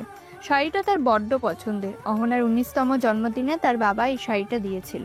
অহনা শাড়ির ভাঁজ খোলেনি আগে কখনো, বলেছিল কোনো বিশেষ দিনে পরবে। সে মনে করে আজকেই সেই বিশেষ দিন। শাড়ির উপর চিকচিক করছে, আঁচল সুতো দিয়ে কারুকাজ করা। আস্তে ধীরে শাড়িটা গায়ে জড়িয়ে নেয় অহনা। চুলগুলো আঁচড়ে 2 ভাগ করে, এক ভাগ পেছনে ছেড়ে দেয় এবং অপর ভাগ সামনে ডান দিকে ফেলে। কানে নীল এক জোড়া ঝুমকো পরে, গলায় চিকন একটা চেন লাগায়। শুধু ভারী গহনা তার পছন্দের না। 2 হাত ভর্তি নীল রঙের চুড়ি পরে অহনা, কপালে ছোট্ট টিপ লাগায়। পরিপাটি হয়ে আয়নার সামনে নিজেকে দেখতে থাকে। বারবার লক্ষ্য করে কোনো ত্রুটি থেকে গেল কিনা। রুম থেকে বেরিয়ে বাইরে চলে যাওয়া অহনা বান্ধবীর সাথে দেখা করতে যাবে বলে বাড়ি থেকে বের হয়ে যায়। বেশ কিছুক্ষণ অপেক্ষা করে একটা রিক্সা ডেকে উঠে বসে তাতে। রিক্সা নিজ গতিতে চলতে থাকে পার্কের দিকে। নীলাভ্র অপেক্ষা করছে পার্কের বেঞ্চে বসে। সবাই গুনছে নীরবে। আজ যেন তার জীবনের বড় একটি পরীক্ষা মঞ্চ, যেখানে হারলে একেবারে নিশ্চিহ্ন হয়ে যাবে সে, আর জিতলে তার চেয়ে সুখী কেউ হতে পারবে না। ঘড়ির কাঁটা নিজ গতিতে চলছে। নীলাভ্র ছটফট করছে, কখন আসবে অহনা। রেশমির কথাও মনে পড়ছে তার। সেটাই তার প্রথম ভালোবাসা ছিল। রেশমি আজ ছেড়ে না গেলে কখনো কোনো মেয়ে তার জীবনে আসতো না। তবে ফাঁকা স্থান আজীবন ফাঁকা থাকে না, ধুলোবালি দিয়ে হলেও পূরণ হয়ে যায়। তাই তো রেশমিকে ভুলে অহনাকে মনে জায়গা দিয়ে বসলো নীলাভ্র। রেশমির উদ্দেশ্যে নীলাভ্র আপন মনে ফিসফিস করে বলতে থাকে, শূন্যতা অনুভব করা যদি ভালোবাসা হয়, তাহলে আমি তোমাকে প্রতি মুহূর্তে ভালোবাসি। কারণে অকারণে হঠাৎ হঠাৎই অনেক মিস করি তোমাকে। তার মানে এমন নয় যে আমার কোনো কিছুর অভাব পড়েছে, কিন্তু এই অকারণ শূন্যতা হয়তো থেকেই যাবে শেষমেশ। দূরের জিনিস যখন কাছে আসে, তখনকার চাইতে কাছের জিনিস দূর থেকে আরো দূরে সরে গেলে আরো অনেক কাছের হয়ে যায়। আসলে আমাদের মধ্যে আত্মার সম্পর্কও আছে হয়তো কিছু। আমার যে সবকিছুর মাঝেই কেমন যেন শূন্য মনে হয়। মনে হয় আমার সবচেয়ে যে আপন, সেই সবচেয়ে দূরে।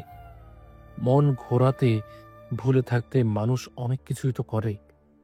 আমি তোমার বিরক্তির কারণ হতে চাইনি, চাইও না কখনো। একটা সময় তোমার মতো করে তোমাকে ভালো রাখতে পারতাম না, কিন্তু এখন সেটা বুঝতে পারি বলেই নিজেকে অন্য কোথাও আটকে রাখতে চেষ্টা করি। সবটুকু যে পারি না সেটা বুঝতে হয়তো পারছো। ইমোশনালি অন্য কাউকেই ভাবি না, নিই না। অন্য কারোর প্রতি কোনো ইমোশন কাজ করতো না আমার। কিন্তু অহনাকে দেখার পর এমন একটা অনুভূতি হচ্ছিল যা তোমাকে দেখেও হয়নি। এটা কি ভালোবাসা নাকি ভালো লাগা তা আমার জানা নেই। কোনো কিছুর প্রতি আর মোহ কিংবা অ্যাটাচমেন্ট নেই আমার। একটা কথা বলি, কারোর সাথে মিশলেই কি আর তার হয়ে যাওয়া যায়? এত সহজ হলে তো কত মানুষ হাঁপ ছেড়ে বেঁচে যেত। মানুষ অনেক সময় ইচ্ছে করেই নিজেকে ধোঁকা দেয় বাঁচার আশায়। এভাবে সে নিজের কাছ থেকে পালাতে চেষ্টা করে, নিজের পরীক্ষা নেয়, আর সেসব পরীক্ষায় অকৃতকার্য হয়। আমি বুঝতে পারি আমি তোমার জীবনে কখনোই স্পেস পাবো না, তাই নিজেকে ভুলিয়ে রাখার সব সম্ভাব্য সুযোগই ব্যবহার করি। আমি তো দেখি তুমি ভালোই থাকো, আমি যে নেই তোমার আশেপাশে সেটা এতদিনে কখনো তোমার অনুভব হয়নি হয়তো। এগুলো একটাও কিন্তু অভিযোগ নয়, তোমার কাছে সব কথা বলার অভ্যাসটা ছাড়তে পারিনি, তাই একদিন হয়তো এই বদ অভ্যাসটার থেকেও সরে যেতে পারবো। অহনা পার্কে প্রবেশ করে আস্তে আস্তে নীলাব্রর সামনে যায়। শুভ্র পাঞ্জাবি পরেছে নীলাব্র, হাতে ব্র্যান্ডেড ওয়াচ, চোখে রোদ চশমা। নীলাব্রকে আজ প্রথমবারের মতো খুঁটিয়ে খুঁটিয়ে দেখে অহনা। ফর্সা সাদা শরীরের মানুষটা গরমে শরীর ঘেমে একাকার, মুখে খোঁচা খোঁচা দাড়ি, চুলগুলো বেশ পরিপাটি। আজ অহনার কাছে নীলাব্রকে কেমন অন্যরকম লাগছে, পৃথিবীর সবচেয়ে সুন্দর পুরুষ লাগছে। অহনাকে দেখে দাঁড়িয়ে পড়ে নীলাব্র, তাকিয়ে থাকে এক ধ্যানে। তার কাছে মনে হচ্ছে আকাশ থেকে নীল পরে নেমে এসেছে। এভাবে তাকিয়ে থাকবেন না, আমার লজ্জা করছে। অহনার কথায় বিভ্রান্ত হয় নীলাভ্র, মুচকি এসে চোখ ঘুরিয়ে নেয়, হাতের দ্বারা বেঞ্চে ইশারা করে বলে, এসো বসো। অহনা গুটি গুটি পায়ে এগিয়ে যায়, বসে পড়ে নীলাভ্রের পাশে। কি খাবে, ফুচকা নাকি চটপটি? আপাতত কিছুই খাবো না।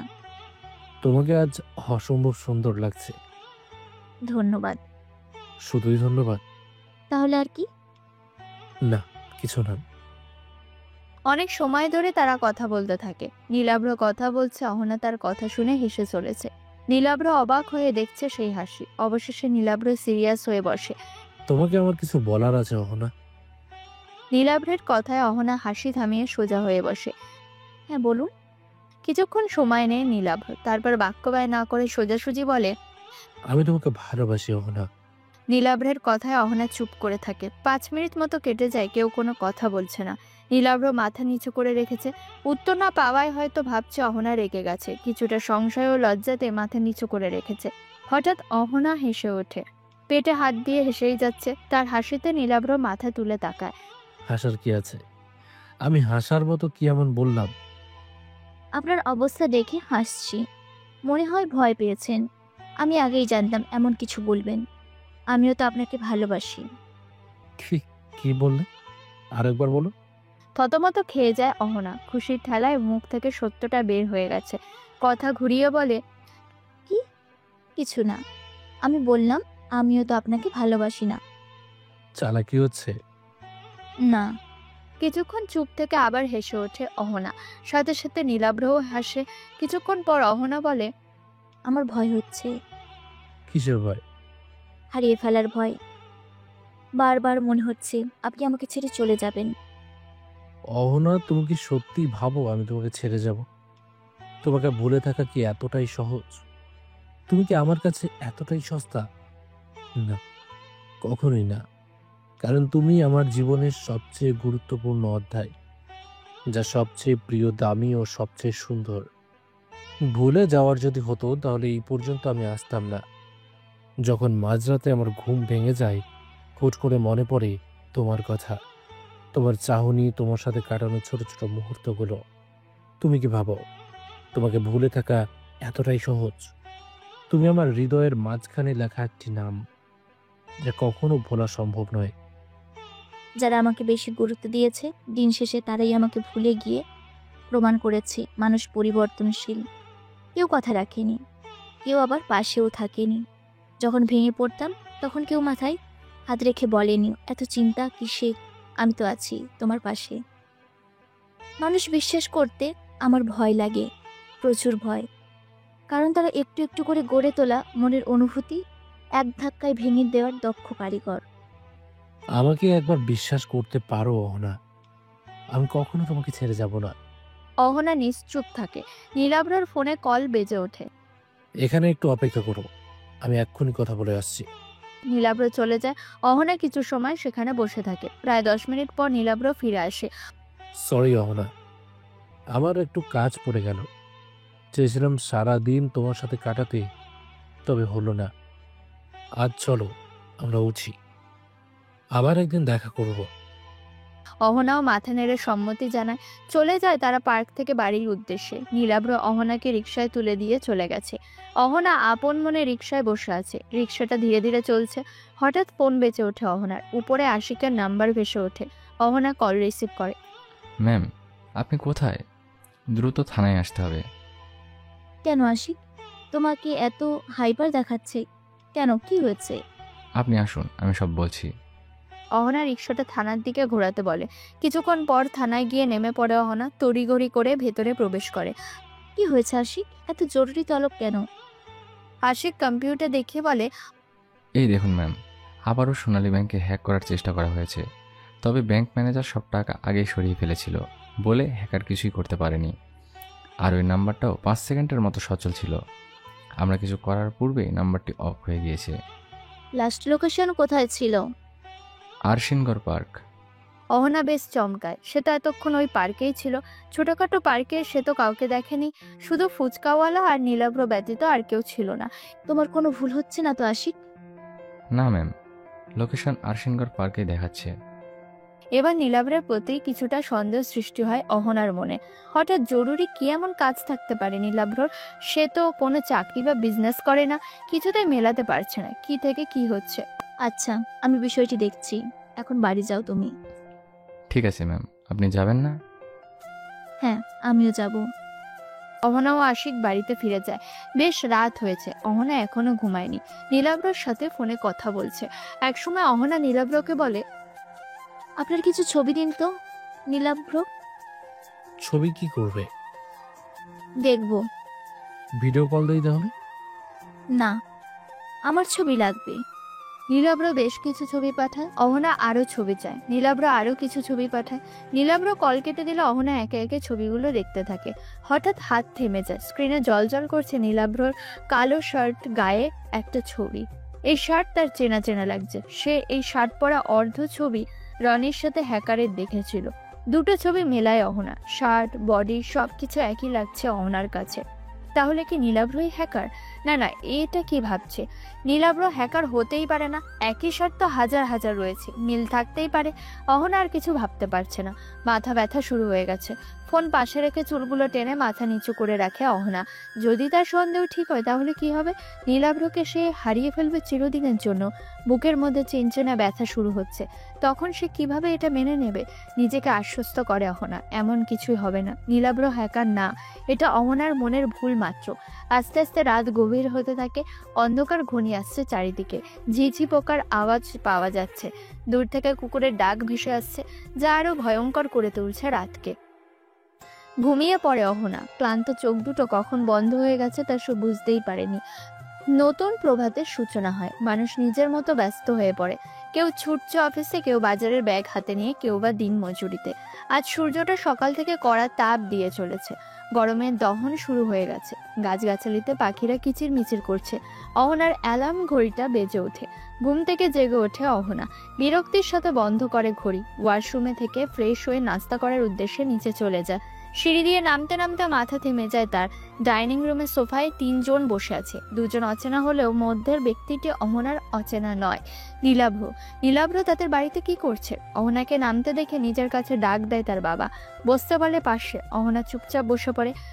এই তো আমার মেয়ে। মাশাল্লাহ, আপনার মেয়েকে আমার পছন্দ হয়েছে। মুচকি হাসে সকলে। অহনা কিছু বুঝতে পারছে না। নীলাভ্রের দিকে তাকালে নীলাভ্র চোখ টিপে দেয়। এতে বেশ লজ্জা পায় অহনা। সামান্য নাস্তা করে চলে যায় তারা। সাজ্জাদ মেয়েকে নিজের কাছে বসায়। ওরা তোমার বিয়ের প্রস্তাব নিয়ে এসেছিল। ছেলে আমার পছন্দ হয়েছে। অবস্থা মোটামুটি হলেও চলার মতো। এবার আর না করিস না মা, বিয়েতে রাজি হয়ে যা। এবার বুঝতে পারে অহনা, কিন্তু নীলাভ্র কি তাদের সম্পর্কের কথা জানায়নি নাকি? তার সাথে কথা বলতে হবে। টুকিটাকি কথা বলে নিজের রুমে চলে যায় অহনা। কল দেয় নীলাভ্রকে। আপনি হঠাৎ আমাদের বাড়িতে এসেছেন কেন? তোমাকে ছাড়া আর ভালো লাগছে না, তাই একেবারের জন্য আনতে গেছিলাম। কিন্তু আমাকে জানাননি কেন? সারপ্রাইজ। তাই বলে হঠাৎ? কেন, খুশি হওনি? হ্যাঁ, তবে আমাদের সম্পর্কের কথা জানাননি কেন? কারণ আছে, তুমি বুঝবে না। আরও কিছুক্ষণ কথা বলে কল রেখে দেয় নীলাভ্র। অহনার তো অনেক আনন্দ লাগছে, এত তাড়াতাড়ি সে নীলাভ্রকে পেয়ে যাবে কল্পনাও করেনি। বসুন্ধরা সিটিতে এসেছে অহনা, সাথে তুলিও নীলাভ্রও আছে। সাজ্জাদ রহমান সামনের মাসে আমেরিকা যাবে কিছু কাজে, সে চাইছে যাওয়ার আগেই অহনার বিয়েটা সেরে ফেলতে। হাফিজুর রহমানও আপত্তি করেনি। আজ মঙ্গলবার, শুক্রবার অহনার বিয়ে, মধ্যে দুদিন। বিয়ে উপলক্ষে কেনাকাটা করতে এসেছে তারা। ভেতরে প্রবেশ করে তিনজন। প্রথমে তারা অহনার বিয়ের জন্য লেহেঙ্গা কিনতে যায়। অনেক গর্জিয়াস লেহেঙ্গা বের করে দোকানদার, সবগুলো অহনার কাছে এক লাগছে। কোনটা রেখে কোনটা নেবে বুঝতে পারছে না সে। তুলি ও নীলাভ্র লাল লেহেঙ্গা নিতে পরামর্শ দেয়, কিন্তু অহনা সাদা লেহেঙ্গা হাতে নিয়ে বলে, আমি এই লেহেঙ্গাটা নিতে চাই, সবাই তো বিয়েতে লাল পরে, আমি না হয় ব্যতিক্রম কিছু পরলাম। সবার কাছে পূর্ণতার রং লাল হলেও আমার কাছে সাদা। সবগুলোতেই তোমাকে সুন্দর মানাবে অহনা, তুমি যেটা খুশি সেটা নিতে পারো। গায়ে হলুদের শাড়ি দেখতে থাকে এবার। খুঁজে খুঁজে তুলি ও অহনা তাদের জন্য দুটো শাড়ি বাছাই করে। প্রায় বিকেল 4টের সময় তাদের শপিং শেষ হয়। বেরিয়ে আসে বসুন্ধরা থেকে, সবার হাত ভর্তি শপিং ব্যাগ, মুখে আলতো হাসি। নীলাভ্র কিছু নেয়নি, সে আগে থেকে সব কিনে ফেলেছে। শুধু তুলি ও অহনার শপিং বাকি ছিল। তিনজন সাদা গাড়িটির দিকে এগিয়ে যায়। লক খুলে ড্রাইভিং সিটে বসে নীলাভ্র, তার পাশে গিয়ে বসে অহনা, ভেতরে তুলি। গাড়িটা নিজ গতিতে চলতে থাকে। কাঁচ নামিয়ে বাইরে মুখ দিয়ে আছে অহনা। তার আজ আনন্দ লাগছে খুব, জীবনের সবচেয়ে বড় প্রাপ্তি পেতে চলেছে সে। আজ তার থেকে বেশি খুশি আর কে আছে। অহনাদের বাড়িটা সাজানো হয়েছে কড়াভাবে, সম্পূর্ণ বাড়ি লাইটিং করা হয়েছে। বাড়ির সামনে ছোটখাটো একটা স্টেজ। আজ অহনার গায়ে হলুদ। সাজ্জাদ রেজা বেশি বড় করে মেয়ের বিয়ে দেবেন না, শুধু বিয়ের দিন সবাইকে দাওয়াত দেওয়া হয়েছে। হলুদে আপনজন ছাড়া কেউ নেই। হলুদ সন্ধ্যা ঘরোয়াভাবেই হবে। হলুদ শাড়ি পরেছে অহনা, মাথায় পাতলা কাঁচা হলুদ রঙের ঘোমটা, কানে বড় বড় ফুল দিয়ে তৈরি ঝুমকা, হাতে গলায় ফুলের তৈরি গহনা। আজ ফুল দিয়ে সেজেছে সে। কিছুক্ষণ আগে নীলাভ্রর বাড়ি থেকে সবাই এসে হলুদ লাগিয়ে গেছে। এখন হলুদ সন্ধ্যা প্রায় শেষের দিকে। অহনা আর বসে থাকতে পারছে না, মাথা ব্যথা প্রচন্ড গতিতে বাড়ছে। আজ অনেক দৌড়ঝাঁপ করতে হয়েছে তাকে। আস্তে আস্তে মাথা ব্যথা অসহনীয় হয়ে উঠছে। সাজিদা বেগমকে বললে অহনাকে রুমে পাঠিয়ে দেয় সে। পালাক্রমে সব অনুষ্ঠান করা হবে না। পরশুদিন অহনার বিয়ে, কাল আরও প্রচুর কাজ আছে। এখন মাথা ব্যথা থাকলে কাল উঠবে কিভাবে, এটা ভেবে মেয়েকে রুমে পাঠিয়ে দেন সাজিদা। রুমে গিয়ে ঘুমিয়ে পড়েছে অহনা। বিয়ের জন্য তুলি অহনা রুমে ঘুমিয়েছে। দুজনে ঘুমের রাজ্যে পাড়ি দেয়। আস্তে আস্তে রাত গভীর হতে থাকে। অপরদিকে ঘুম নেই নীলাভ্রর চোখে। রুম অন্ধকার করে ল্যাপটপ নিয়ে বসেছে সে। গুরুত্বপূর্ণ কিছু কাজ করে চলেছে। তার হাতে আছে মাত্র 2 দিন। এই 2 দিনের মধ্যে কাজটা শেষ করতে হবে। চিন্তায় পাগল হয়ে যাচ্ছে সে। এত তাড়াতাড়ি কিভাবে কি করবে, মনোযোগ পাচ্ছে না কিছুতেই। সকাল সকাল ঘুম থেকে উঠে পড়ে অহনা। পাশে দেখে তুলি নেই। কখন তুলি বাইরে চলে গেছে তা জানা নেই অহনার। ফ্রেশ হয়ে নিচে চলে যায় সে। খাবার শেষে পরিবারের সবাই এক জায়গায় বসে আলোচনা করতে থাকে কাকে কাকে ইনভাইট করা হবে। অহনা কিছু ইনভাইট কার্ড তুলে নেয়। নিজের চেনা জানা বন্ধুদের উদ্দেশ্যে এগুলো পাঠাবে সে। সাজ্জাদ রেজা ও অহনার মা তাদের মতো রিলেটিভদের জন্য ইনভাইট কার্ড তৈরি করতে থাকে। অধিক ছোটাছুটি করতে হচ্ছে সাজ্জাদ রেজাকে। একা হাতেই সবকিছু সামলাতে হচ্ছে। ডেকোরেশন, সাজেশন, প্যান্ডেল তৈরি সহ যাবতীয় কাজ একাই করতে হচ্ছে। তুলি ও অহনা তাদের লেখা কার্ডগুলো নিয়ে বাইরে চলে যায়। সবার কাছে তারা নিজেরাই পৌঁছিয়ে দেবে। দুপুর হতে চলেছে। রাস্তায় দাঁড়িয়ে অপেক্ষা করছে দুজনে। অনেক সময় এখানে দাঁড়িয়ে থাকলেও একটা রিক্সার দেখা নেই। নিজেদের গাড়িটাও নিতে পারবে না। সাজ্জাদ রেজার কখন কোথায় যেতে হচ্ছে এই জন্য। অবশেষে একটা রিক্সা খুঁজে পেলে উঠে বসে তাতে। চলতে থাকে নিজ গন্তব্য অনুযায়ী। নীলাভ্র বাইক এনে একটা দোতলা বাড়ির নিচে দাঁড় করে। বাড়িটা দেখে নেয় এক নজরে। এগিয়ে গিয়ে কলিং বেল বাজায়। উপর থেকে চেনা চেনা স্বরে ভেসে আসে, কে? নীলাভ্রের চিনতে অসুবিধা হয় না তাকে। এটা রেশমির কণ্ঠ, তাই সে জানে। বারান্দা থেকে নিচে নীলাভ্রকে দেখে থমকে যায় রেশমি। প্রায় 2 মাস পর দেখছে একে অপরকে। সম্পর্ক থাকাকালীন এক মুহূর্ত কথা না বলে থাকতে পারতো না, আর আজ 2 মাস হতে চলেছে, তবুও তাদের যোগাযোগ নেই। আসলে পরিস্থিতি সবকিছু সামলে নিতে বাধ্য করে। নিচে নেমে আসে রেশমি। নীলাভ্র, তুমি কেমন আছো? এই তো আছি ভালোই। এসো, ভিতরে এসো। না, ভেতরে যাব না। তোমার বাড়িতে আর কেউ নেই? না, আমি আপাতত একাই থাকি। একা কেন? বাকিরা কোথায়? আর তোমার হাজবেন্ড, সে কোথায়? সে বেশি সময় আমেরিকায় থাকে, নিজের বিজনেস সামলাতে। আর শ্বশুর শাশুড়ি ননদের বাড়িতে গেছে। তোমাকে এমন লাগছে কেন? কোনো সমস্যা? না, কি সমস্যা থাকবে? আমার মনে হচ্ছে তুমি কিছু লুকোচ্ছ। না, কোনো কিছু লুকাচ্ছি না আমি। তুমি ভালো মতোই জানো কখনো কোনো কিছুই আমার কাছ থেকে লুকোতে পারোনি তুমি। আমার চোখে সব ধরা পড়ে যায়।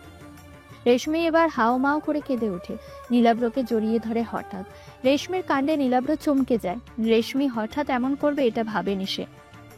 তুমি ঠিকই বলেছিলে, আমি টাকা পেলেও তোমার মতো মানুষ খুঁজে পাবো না। লোভ করতে গিয়ে আমি ঠকে গেছি নীলাব্র, ভীষণভাবে ঠকে গেছি। কি করছো কি রেশমি? ছাড়ো আমাকে, খুলে বলো কি হয়েছে। আমার হাজবেন্ড বিয়ের পর থেকে এখানে থাকতো না। এখানে একদিন থাকলে আমেরিকা 1 মাস থাকে। তো 3 দিন আগে সে জানিয়েছে আমেরিকা এসে দ্বিতীয় বিয়ে করেছে। আমাকে সব কিছু সে দেবে, কিন্তু কখনো বাংলাদেশে আসতে পারবে না। তুমিই বলো নীলাব্র, আমি এই সংসারে থেকে কি করব? যেখানে আমার স্বামীই নেই, সেখানে এত জিনিস, টাকা পয়সা, আমার কি প্রয়োজন? বুঝতে পারছি রেশমি তোমার অবস্থা। একটা কথা বলবো তোমাকে? বলো।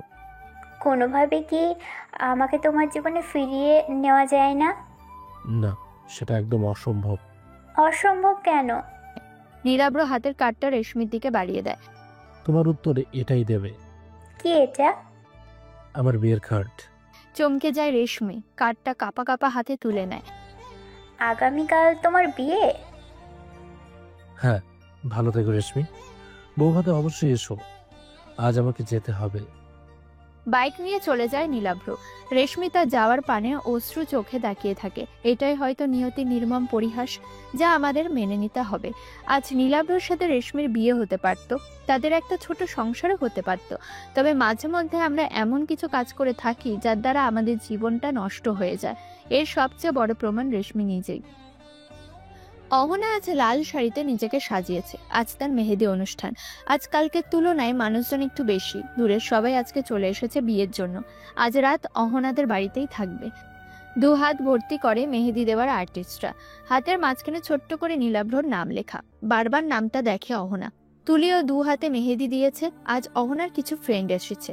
তারা নীলাভ্রকে নিয়ে নানান কথা বলছে আর হাসিতে মেতে উঠেছে। অহনাদের বাড়ি আনন্দে মেতে ওঠে। অপরদিকে নীলাভ্রর বাড়িতে তেমন হইচই নেই। নীলাভ্র কোনো অনুষ্ঠান করতে রাজি নয়। যা হবে শুধু বিয়ের দিন এবং বউ ভাতে। অনুষ্ঠান না হলেও আপাতত বাড়ি মানুষে গিজগিজ করছে। আত্মীয় স্বজনে ভরে উঠেছে। এত মানুষের কোলাহল নীলাভ্রর পছন্দ নয়। একা কিছু সময় কাটাতে ছাদে চলে যায়। কল দেয় অহনাকে। প্রথম কল রিসিভ করে না অহনা। লাগাতার কল দিতে থাকে নীলাভ্র। অবশেষে কল রিসিভ করে। কথা বলে তারা অনেকক্ষণ যাবত। আজ অহনার ঘুম আসছে না। রাত পার হলেই দিন। কাল সে নীলাভ্রকে নিজের করে পেয়ে যাবে। এর থেকে খুশি আর কি হতে পারে? অহনা নানান স্বপ্ন দেখতে থাকে নীলাভ্রকে নিয়ে। আমাদের উচিত বাস্তবতা অনুযায়ী চলার। অতীতে কি হয়েছে তা না দেখে বর্তমান ও ভবিষ্যৎ নিয়ে ভাবার। অতীত যতই খারাপ হোক, রাতের আধার কেটে যেমন দিন হয়, তেমনই খারাপ অতীত কাটিয়ে উত্তম দিনে পদার্পণ হয়। আমাদের চলার পথে অনেকের সাথে পরিচয় হয়। কারোর সাথে পরিচয় হয় হালকা, আর কারোর সাথে নিবিড়ভাবে।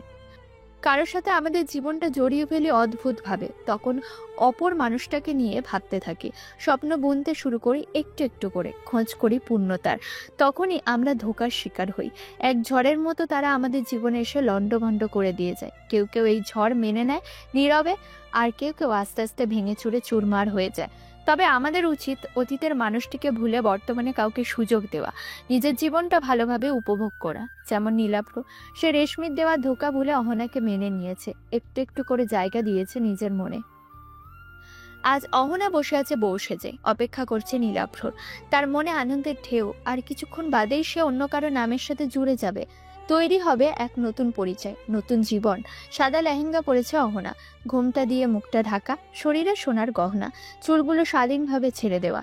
এভাবে সে স্বাচ্ছন্দ্য বোধ করে। স্টেজে বসে আছে সে। খবর পাওয়া গেছে নীলাভ্র আসছে, আর কিছু ঘন্টা মাত্র। খুশিতে 2 ফোঁটা জল গড়িয়ে পড়ে অহনার চোখ থেকে। এত তাড়াতাড়ি সে পূর্ণতা পেয়ে যাবে তা কল্পনার বাইরে ছিল। সময় গুনতে আরম্ভ করে ও। অহনার বিয়েতে অ্যাটেন্ড করেছিল আশিক। কিছুক্ষণ পূর্বে ফোন আসে তার কাছে। খেয়াল করেনি হয়তো, ফোন স্ক্রিনে বড় অফিসারের করা 22টি ফোন উঠে আছে। কল ব্যাক করে আশিক। আসসালামু আলাইকুম স্যার, আপনি কল দিয়েছিলেন, আমি খেয়াল করিনি। ফোন কোথায় থাকে বেয়াদব? দ্রুত আমার কেবিনে এসো। এই রাতে কোনো সমস্যা স্যার?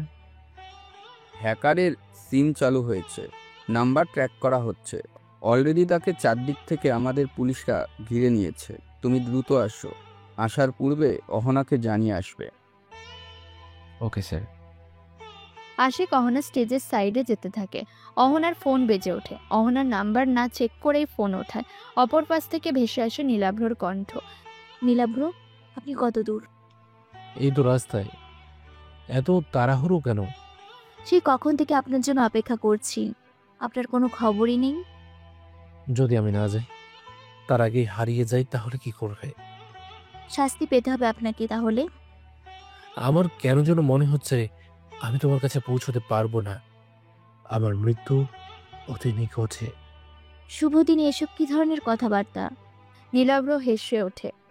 ওকে বাবা, আর বলবো না। এত রেগে যাচ্ছ কেন? আচ্ছা, ড্রাইভিং করছি, ফোন রাখলাম। ঠিক আছে, সাবধানে আসুন, বাই। নীলাভ্র বাই বলে কল কেটে দেয়। ফোন রাখতে গিয়ে নাম্বারে চোখ যায় অহনার। চমকে ওঠে ভীষণ। আবার দেখে ভালো করে, হাত পা অনবরত কাঁপছে। এটা কি দেখছে সে? এতক্ষণ যে নাম্বারে নীলাভ্র কথা বলছিল, এটা হ্যাকারের নাম্বারটা। তাহলে কি নীলাভ্রই সেই হ্যাকার? কপাল বেয়ে ঘাম পড়ছে অনবরত। সে কিছুতে বিশ্বাস করতে পারছে না নীলাভ্র একজন হ্যাকার। দেশের এত এত ক্ষতি সে নিজেই করছে। আর কিছু ভাবতে পারে না অহনা। আশিক অহনার দিকে এগিয়ে আসে, খুলে বলে অফিসারের বলা সবকিছু। দুয়ে দুয়ে চার মেলায় অহনা। আশিক বলা মাত্র চলে গেছে। দ্রুত ফোন হাতে নেয় অহনা, কল লাগায় নীলাভ্রর ফোনে। বারবার কল কেটে যাচ্ছে, কেউ রিসিভ করছে না। এবার কি হবে? পুলিশ তো নীলাভ্রকে ধরে ফেলবে। একবার ধরলে আর বাঁচার উপায় নেই। কিভাবে বাঁচাবে সে নীলাভ্রকে? অহনার শরীর অনবরত কাঁপছে। কাঁপা কাঁপা হাতে কল দেয় আশিকের ফোনে। আশিক, তুমি কোথায় আছো? ম্যাম, আমরা লেকপার অপেক্ষা করছি। ট্র্যাকিং অনুযায়ী হ্যাকার লেকপারের দিকে এগিয়ে আসছে। পেছনে আমাদের উপর দল ধাওয়া করেছে, আর কিছুতে বাঁচতে পারবে না সে। খট করে কল কেটে দেয় অহনা। মনে মনে আওড়ায় লেক পার। মাথায় একটা চিন্তায় ভেসে ওঠে, যে কোনোভাবে নীলাভ্রকে বাঁচাতে হবে। কোনোভাবেই পুলিশের হাতে পড়তে দেওয়া যাবে না। সে স্বপ্ন তৈরির আগে ভেঙে দিতে পারবে না। কোনো দিকে না তাকিয়ে ছুটে চলে অহনা। কেটে কেটে চোখ লাল, মেকআপ নষ্ট হয়ে গেছে, চুলগুলো কেমন উস্কো। ঘোমটাটা খুলে পেছনের দিকে মেজে ছুঁয়ে বেয়ে চলছে। বাড়ির বাইরে চলে আসে অহনা।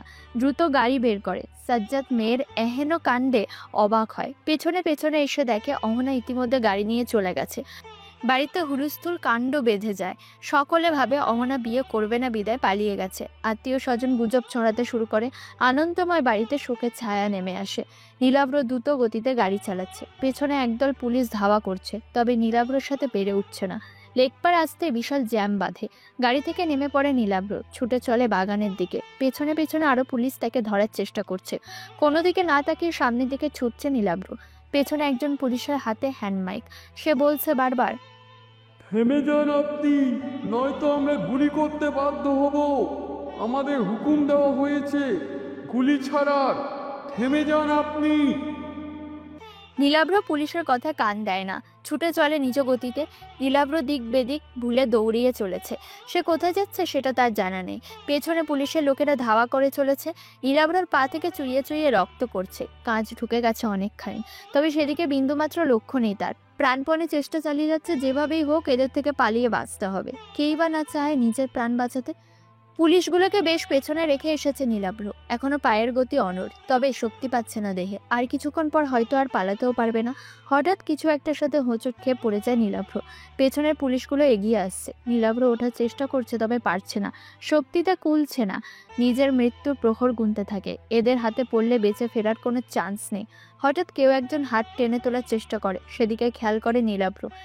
অহনা, দ্রুত উঠে আসুন প্লিজ, আপনার হাতে আর অল্প কিছুক্ষণ সময় আছে। ওরা 2 থেকে 3 মিনিটের মধ্যে চলে আসবে। এর মধ্যেই আমরা পালিয়ে যেতে পারবো। অনেক দূরে চলে যাব আমরা, যেখানে কেউ আপনাকে চিনবে না। আমি আর দৌড়াতে পারছি না অহনা, শরীর তুলতে কষ্ট হচ্ছে। আপনি চেষ্টা করলেই পারবেন, প্লিজ উঠুন। ওরা এগিয়ে আসছে, আর বেশি সময় নেই আমাদের হাতে। নীলাভ্র অহনার দেওয়া হাত ধরে উঠে দাঁড়ায়। অহনা নীলাভ্রের হাত নিয়ে দৌড়াতে থাকে। নীলাভ্রর শরীর চলছে না, শক্তিগুলো একটু একটু করে নিঃশেষ হয়ে যাচ্ছে, তবুও অহনার সাথে তাল মিলিয়ে দৌড়ে চলেছে। চারিদিকে অন্ধকার ঘনিয়ে আসছে আস্তে আস্তে। বিদঘুটে রাত, আকাশের অবস্থাও ভালো নেই। ঝড় হাওয়া বইছে, মাঝে মাঝে বিজলি চমকানোর আওয়াজ আসছে। কিছুক্ষণ বাদে বৃষ্টি নামবে। বাগানে ছেড়ে রাস্তায় উঠে পড়ে দুজন। অহনাও হাঁপিয়ে গেছে, তবু আতঙ্কে ছুটে চলেছে। হঠাৎ দুটি শব্দ বেজে ওঠে। পা থেমে যায় নীলাভ্রের। চমকে ওঠে অহনা। পুলিশ নীলাভ্রকে গুলি করেছে। বুকের ভেতর দিয়ে গুলিটা বেরিয়ে গেছে। নীলাভ্রের সাদা পাঞ্জাবি রক্তে ভরে ওঠে। আরেকটা গুলি করা হয়েছে নীলাভ্রের হাঁটু বরাবর। নীলাভ্র পিচ রাস্তায় হাঁটু ভেঙে বসে পড়ে। অহনা চিৎকার করে ওঠে। পুলিশগুলো তাদের দিকে এগিয়ে আসছে। নীলাভ্রকে ওঠানোর চেষ্টা করে। যখন দেখে আস্তে আস্তে নীলাভ্রর অবস্থা বৈগতিক, তখন অহনা নীলাভ্রকে জড়িয়ে ধরে বসে পড়ে। বসা থেকে শুয়ে পড়ে নীলাভ্র। কথা বলতে পারছে না, শক্তিগুলো দেহ থেকে হারিয়ে যাচ্ছে ক্ষণে ক্ষণে। অহনা তার হাঁটুর উপর মাথা তুলে নেয় নীলাভ্রে। নীলাভ্র ঠোঁট নাড়িয়ে কিছু বলতে চাইছে, তবে পেরে উঠছে না। চোখ দুটো বুজে আসছে। সে চাইছে আরো কিছুক্ষণ অহনাকে দেখে নিতে, কিন্তু শক্তিতে কুলিয়ে উঠতে পারছে না। অহনা পাগলের মতো আহাজারি করছে। বারবার আকুতি মিনতি করে ডেকে চলেছে নীলাভ্রকে, কেঁদে চলেছে ডুকরে। কথা বলুন, কি হলো আপনার? আমাকে এভাবে ছেড়ে চলে যাবেন না। আপনি তো বলেছিলেন কখনো আমাকে ছেড়ে যাবেন না। তাহলে কোথায় যাচ্ছেন আপনি? উঠে দাঁড়ান, আপনাকে বাঁচতে হবে, অন্তত আমার জন্য বাঁচতে হবে। চোখ খুলুন প্লিজ। নীলাভ্র খুব কষ্ট করে বলে, আমাকে মাফ করে দাও অহনা, আমি আমার কথা রাখতে পারিনি। আমার আর সময় নেই, চলে যেতে হবে আমাকে। কোথাও যাবেন না আপনি, আমি আপনাকে কোথাও যেতে দেব না। আমাকে ছেড়ে কোথাও যেতে পারবেন না আপনি। আমার গোছানো জীবনটাকে অগোছালো করে স্বপ্নগুলো ভেঙে দিয়ে কোথাও যেতে দেব না আপনাকে। স্বপ্ন ভাঙার জ্বালা ভীষণ ভয়ঙ্কর, তা সহ্য করার ক্ষমতা আমার নেই। কি দোষ ছিল আমার? আমাকে একা করে রেখে কেন চলে যাচ্ছেন? নীলাভ্র কোনো সাড়া দেয় না। আস্তে আস্তে শরীর নিস্তেজ হয়ে আসছে, চোখ জোড়া বন্ধ হয়ে আসছে। হঠাৎ নীলাভ্রের শরীর ঝাঁকি মেরে ওঠে, চোখটা শক্ত করে চেপে বন্ধ করে নেয়। প্রাণ পাখিটা উড়ে যায় পৃথিবীর মায়া ছেড়ে। চোখ থেকে পানি গড়িয়ে পড়ে। চারিদিকে মুষলধারে বৃষ্টি শুরু হয়, ভিজিয়ে দেয় নীলাভ্রের মৃত্যুদেহখানা। অহনা বুঝতে পেরে নীলাভ্রকে জড়িয়ে কেঁদে ওঠে। আজ অহনা হেরে গেল নীলাভ্রের কাছে। নীলাভ্র অহনার কোনো কথাই শুনল না। অহনাকে একা করে বিশ্বাসঘাতকদের মতো চলে যায়। অহনা নিজেকে সামলাতে পারছে না, বুকের মধ্যে ব্যথা শুরু করে। চোখ জোড়া বন্ধ হয়ে আসছে অহনার, ঢলে পড়ে মাটিতে, জ্ঞান হারিয়েছে সে। অহনার পরিবার এদিকে এগিয়ে আসছে। অহনার শরীরের কাছে বসে পড়ে সাজিদা। মেয়ের মাথাটা নিয়ে ঝাঁকি দেয়, জ্ঞান ফেরানোর চেষ্টা করে, তবে অহনার জ্ঞান ফেরে না। অ্যাম্বুলেন্স আনা হয়, অহনাকে তোলা হয় অ্যাম্বুলেন্সে। অহনা শক্ত করে নীলাভ্রর হাত ধরে রেখেছে। ট্রলি অ্যাম্বুলেন্সের দিকে নেওয়া হয়। হাত জোড়া একসময় খুলে যায়। অহনার হাত ট্রলির উপর থেকে ঝুলতে থাকে। এটাই ছিল তাদের শেষ হাত ধরা, শেষ স্পর্শ। আর কখনো অহনা ফিরে পাবে না নীলাভ্রকে। কখনো নীলাভ্রের হাসি মাখা মুখটাও দেখা হবে না। নিয়তি বড় নিষ্ঠুর, যাকে দেয় সবটুকু উজাড় করে দেয়, আর যার থেকে কেড়ে নেয় তাকে নিঃস্ব করে ছাড়ে। নীলাভ্রর মরদেহ পুলিশ লাশবাহী গাড়িতে টেনে তোলে, নিয়ে যায় মর্গের উদ্দেশ্যে। অপর পাশে অ্যাম্বুলেন্সে করে অহনাকে নিয়ে যায় হসপিটালে। দুজনের রাস্তা দুদিকে চলতে থাকে। আজ থেকে তাদের পথ চলা ভিন্ন, শুধু স্মৃতিমার সাক্ষী হয়ে থাকে পিচ ঢালা রাস্তা। নতুন দিনের উদয় ঘটে পৃথিবীতে। সূর্য খাড়াভাবে কিরণ দেয়।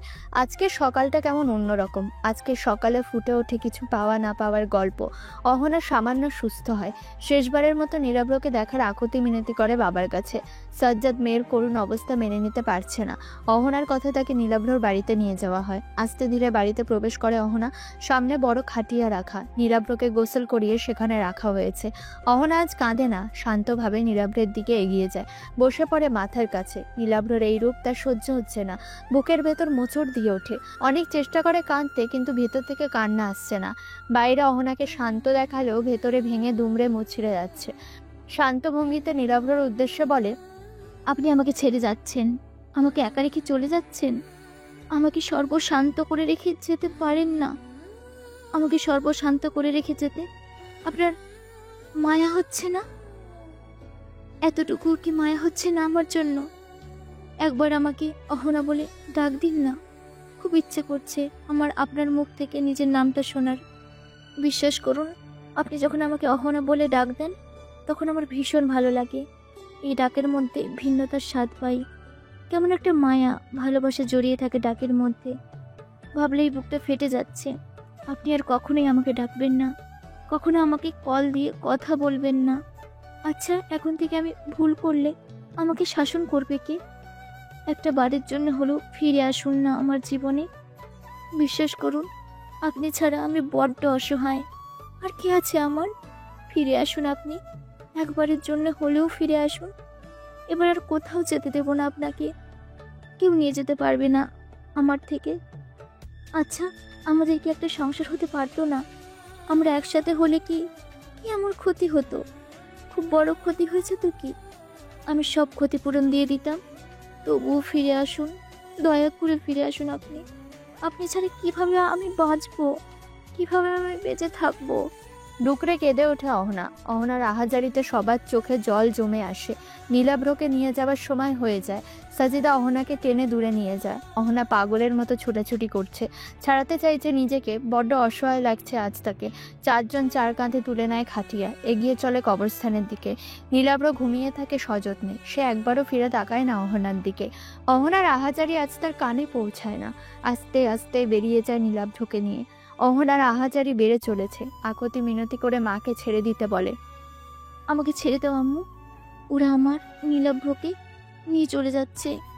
আমাদের না বিয়ে হওয়ার কথা, কত দেরি হয়ে গেছে, তবু আমাদের বিয়ে হলো না। আমাকে ছেড়ে দাও, আমি নীলাভ্রকে ডেকে আনি। সবাই তো ওকে নিয়ে চলে যাচ্ছে, তোমরা ওকে আটকাও, থামাও ওদের। এই দেখো, আমি বউ সেজে আছি, আজ তো আমার বিয়ে। ছেড়ে দাও আমাকে, আমি নিজেই আমার স্বামীকে ডেকে আনবো। ছাড়ো আমাকে, ছাড়ো প্লিজ। নীলাভ্র আমাকে কথা দিয়েছে, সে কখনো আমাকে ছেড়ে যাবে না। তাহলে আজ কেন তার কথার খেলাপ হলো? কেন আমাকে ছেড়ে চলে যাচ্ছে? মেয়ের আহাজারি আর সহ্য করতে পারছে না সঞ্জিদা। তার হাসি খুশি মেয়েটার সাথেই কেন এমন হতে হলো? কি দোষ ছিল তার? কেন তার জীবনটা এভাবে ধ্বংস হয়ে গেল? পাগলের মতো আহাজারি করতে থাকে অহনা। তুলি ও সাজিদা মিলে সামলাচ্ছে তাকে। একসময় চেতনা হারিয়ে ফেলে অহনা। নীলাভ্রকে দাফন করা হয়। দাফন শেষে ফিরে আসে সাজ্জাদ রেজা। অচেতন মেয়ে ও স্ত্রীকে নিয়ে চলে যায় নীলাভ্রদের বাড়ি থেকে। নীলাভ্র ও অহনার দূরত্ব বাড়তে থাকে। অহনা বুঝতেই পারল না তাকে নীলাভ্র থেকে কত দূরে নিয়ে যাওয়া হলো। এই দূরত্ব আর কখনো ঘুচবে না। কখনো নীলাভ্রকে ফিরে পাবে না অহনা। না তাদের আর কখনো দেখা হবে, আর না কখনো কথা হবে। ভয়ঙ্কর ছিল তাদের শেষ পরিণতি। এত ভয়ঙ্কর পরিণতি যেন কারোর না হয়। মানুষের জীবনে সবচেয়ে বড় লস হলো এমন কাউকে হারিয়ে ফেলা যে মানুষটাকে আমরা তীব্রভাবে ভালোবাসতাম।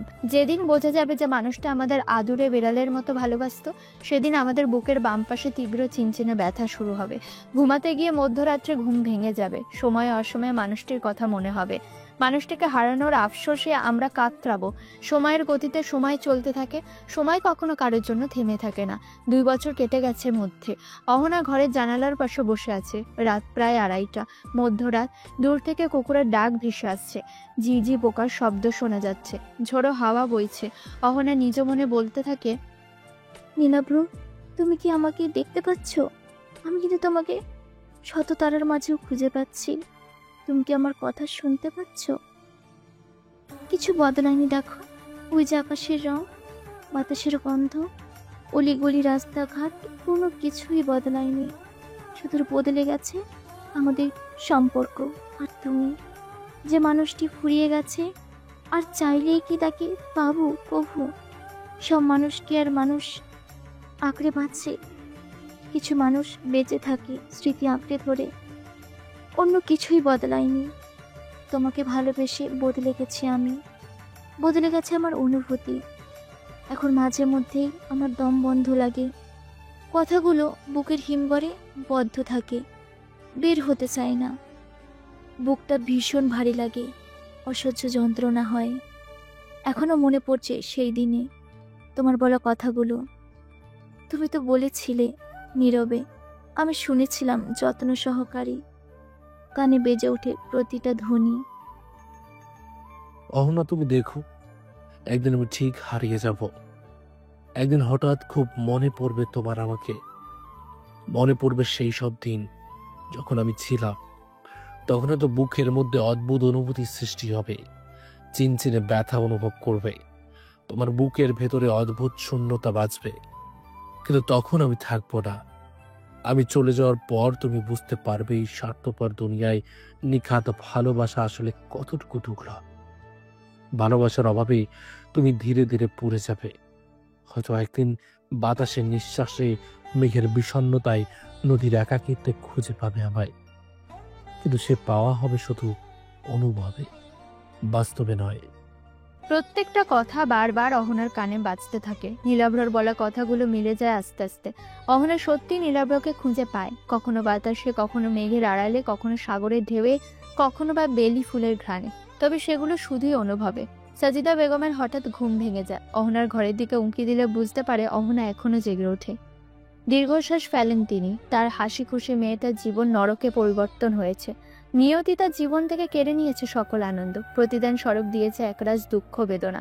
এখন আর বাইরে বের হয় না অহনা, খাবারটাও ঘরে দিতে হয়, তবুও ঠিকমতো খায় না। এই 2 বছরের মধ্যে একবারও তার মুখের হাসি দেখা মেলেনি। সবসময় নিজেকে আড়াল রাখতে চেষ্টা করে। একজন হ্যাকারকে বাঁচানোর চেষ্টা করে নিজের চাকরি হারিয়েছে অহনা।